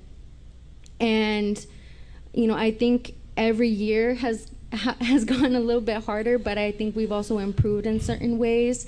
And I know there's some things that even when I was a student weren't available to me or my friends that now we have for students. And that's because of the capital improvements that we've made. That's because of the curriculum changes that we've been making. And I know it's like the unpopular thing to say, but if our superintendent fails, then that means our entire district fails. And if we're not at a A+++, I feel like our community feels like we're failing. But then I think of our students, and from one day to the next, they're not going to be an A+ student, and we shouldn't expect that because that's unreasonable. But that doesn't mean that we shouldn't prioritize their growth, and the growth is what counts the most. So I don't want people to think that, you know, we're throwing in the towel and that this is good enough and this is always going to be what it's supposed to be, because it's not. But everyone in the U.S. right now is having a hard time figuring out how to best create an educational community when our communities have been under attack. And you know, all that to say, the math was done. It was satisfactory. The incoming board and future boards can decide whether they want to go out for different superintendents and then restructure their teaching recruitment strategies, maybe do away with instructional coaches and all that stuff, because those are the people that are trying to get into the classroom and change pedagogy. And I believe in the work that they're doing, and hopefully people see that when we ratify the results. Yeah. So I have some comments, and then we'll call the question. And this is in no way like to be, I'll just read them. The superintendent has been navigating through various challenges, demonstrating leadership and managing the district finances during difficult times. However, it is increasingly apparent to me that our progress has plateaued over the past couple of years, and this stagnation raises concerns about the direction of our priorities. Despite 9 years of effort, student performance scores have seen only incremental improvement, and there has been a noticeable shift away from driving student results toward what appears to be internal drama and distractions that have eroded trust within a community. Additionally, there have been persistent challenges in fostering an environment where employees feel seen, heard, valued, and appreciated.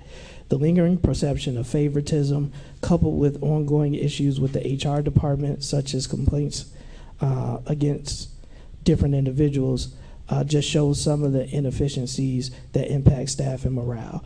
The frequent escalation of staff-related issues to the board further highlights the ineffective HR processes, and I would encourage the future board to make that a top priority. Mm-hmm. I've also been disappointed by the lack of vision for domestic recruitment and creative strategies to grow our own talent within the district, even as our international recruitment efforts have been fruitful. As the CEO of the district, the superintendent carries the responsibility to create a positive, inclusive environment and find solutions to these systemic issues. Rebuilding trust with the community, refocusing on driving meaningful student results, and embracing higher expectations for all students must become the priority. To move forward effectively, decisive action and a clear strategic vision are essential to ensure long-term improvement, stability, and success for the district.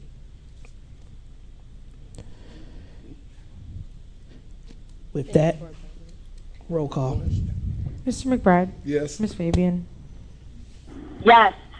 Ms. Gonzalez? Yes. Mr. Riddle? Pass. Ms. Hannah? No. Ms. Lensing? Yes. President Ewing? Yes. Item approved, motion carries. We now have item 16A, the ratification of the second processing of April 2025 board bills, manual check request payments, and Old National Bank insurance payments for the period of April 2nd, 2025 through April 15, 2025. It is the recommendation of the administration that the Board of Education ratify the second April 2025 processing of board bills, manual check request payments, and no national bank insurance payments for the period of April 2nd, 2025 through April 15, 2025.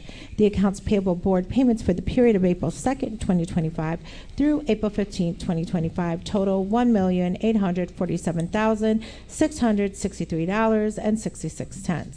The manual check request payments for the period of April 2nd, 2025 through April 15th, 2025 total $476,044.62.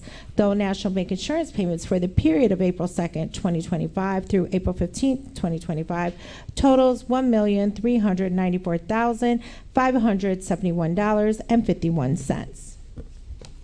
Motion to approve. Second. Motion by Mr. Riddle, seconded by Ms. Gonzalez. Any comments or questions on the motion? Roll call. Mr. McBride? Yes. Ms. Fabian?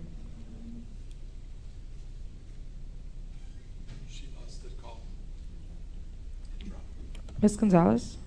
Yes. Mr. Riddle? Yes. Ms. Hannah? Pass. Ms. Lindsay? Pass. President Ewing? Yes, item approved, motion carries. All right, hold the committee reports, hold the delegates reports. Superintendent's report, did you have one? We can pass on that. Pass on it. All right, we have item 19A, the resolution regarding the significance of school climate, culture, and traditions. It is the recommendation that the Board of Education adopt the resolution as presented regarding the significance of school climate, culture, and traditions. Motion to approve. Second. Motion by Mr. Riddle, seconded by Ms. Gonzalez. Any comments or questions on the motion? Yeah, no, it is. So I think Ms. Lindsay did a wonderful job in putting this together. She thought about it and attempted to touch each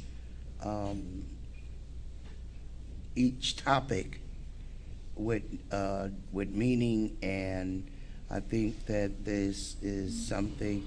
I think there's a need for some more resolutions that would go along with our governance of the school district in the future.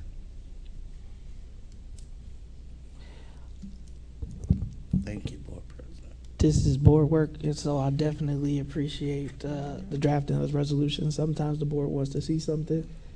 This is what Ms. Lindsay said. She came to me, she said, what can we do? I said, draft something, and we'll talk about it with the entire board.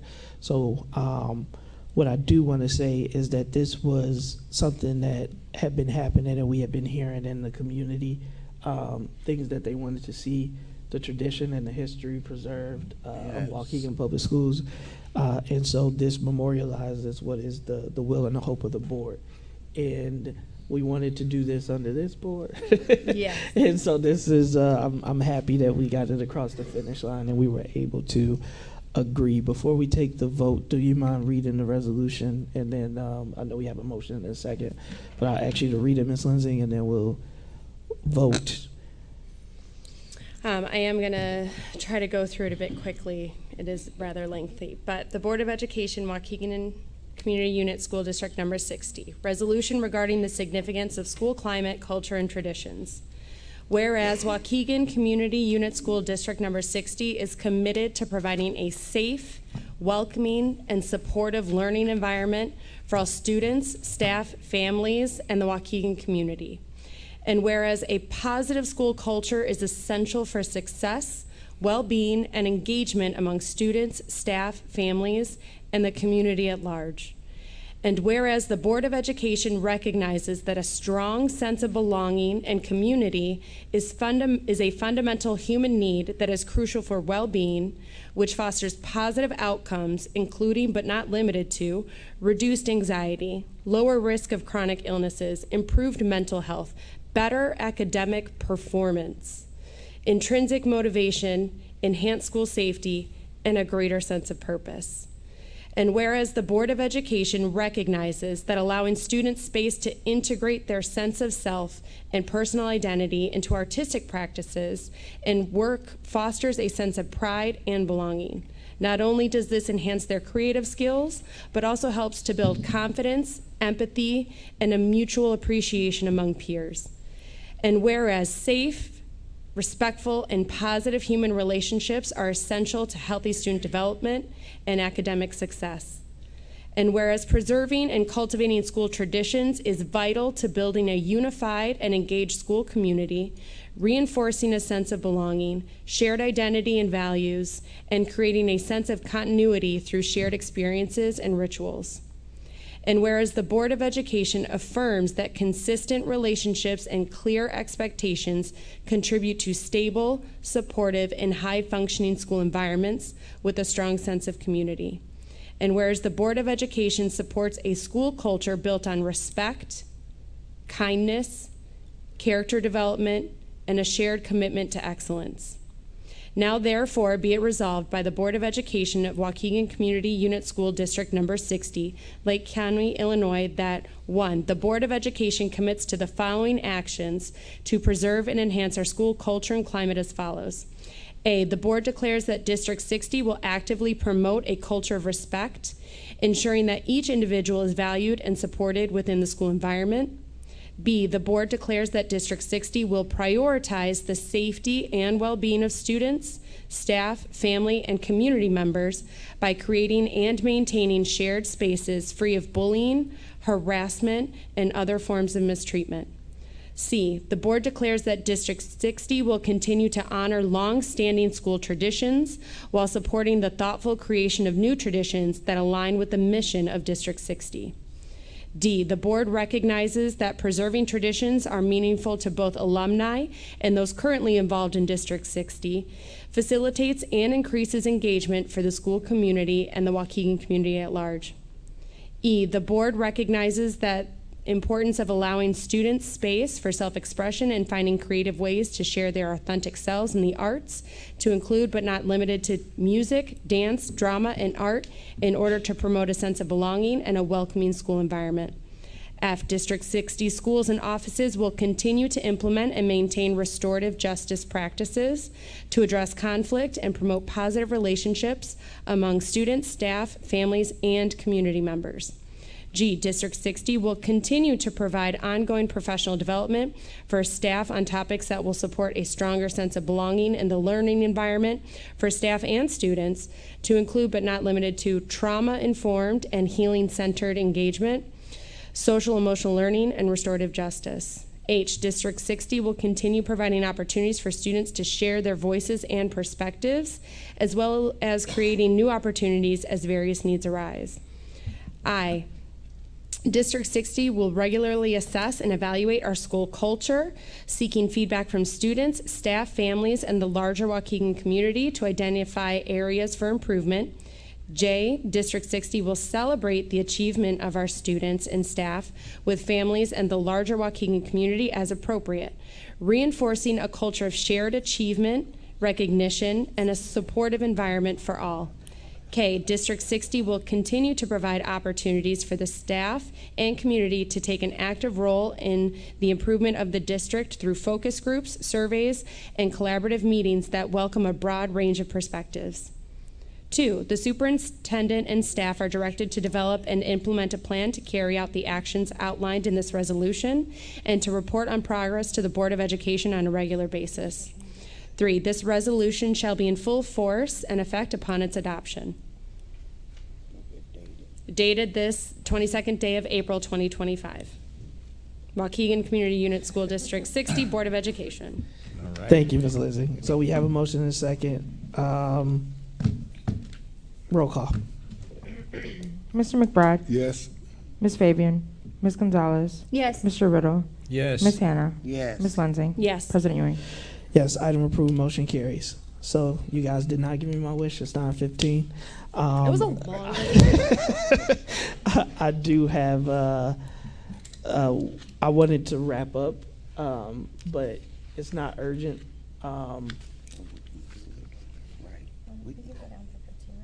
No, it's what I want to do is I do want to wrap up. Superintendent is not available on Monday. The new board is seated on Tuesday. They are still. Wednesday, Thursday, Friday. We got to post it. No, we don't. We got Saturday morning. But we can, again, figure out a date. The hour is late, and I don't think it'll be a productive conversation. But there are some things that need to happen before the new board is seated. So we'll work with Mr. Alazakis to figure out a date and time. Did we already set the next meeting? Could we meet at 5:30 maybe? 30 minutes is not going to be enough time. Not going to be enough time, okay. Mr. Riddle, have you been on this board? Yeah. Good evening. We have not formally set the next 2 meetings. As I think we discussed last week, we would have a special meeting that would be as long as whatever agenda items you guys have, and then you'd adjourn sine die, and then we'd start the next meeting, which would be to seat the board. That would be next Tuesday. Right now, we're looking at the second meeting starting at around 6 p.m., which means the first meeting would start. Actually, the second meeting would follow the first meeting, with the first meeting ideally starting at 6 and the second following hopefully shortly afterward. But if there's items that need to be added, I could let you, Superintendent, figure that out, and we can discuss what that might look like for next Tuesday evening, the 29th. Well, we can have a special. But that's the point, is it's no time before the new board is seated. So Could we limit ourselves for 1 hour, like 6 to 7? Right. And we have a meeting, and then we have the others, the new board starts at 7? Then we'd have 1 hour. That gives us a good bit of time. yeah, but I don't want to move it. But our attorney let us know that we do have some leeway with the deadline, but no, I'm not. We will move forward with what we put out to the public. So Okay. The question is, yeah,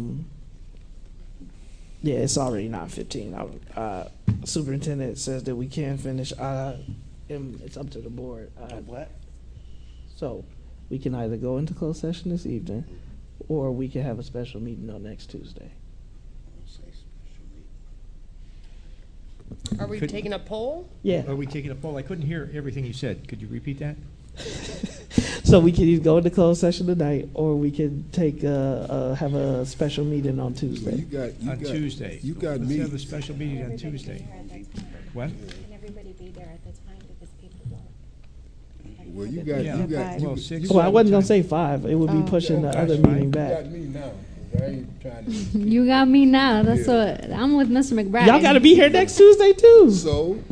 I want to have a happy memory on Tuesday. All right, a motion to go into closed session under exception C1, specific personnel, and C21, approval of previous closed session minutes. So moved. Motion by Ms. Lindsay, seconded by Ms. Gonzalez. Roll call. Mr. McBride? Ms. Fabian? Ms. Gonzalez? Yes. Mr. Riddle? Yes. Ms. Hannah? Ms. Hannah? Ms. Lansing? Yes. President Ewing?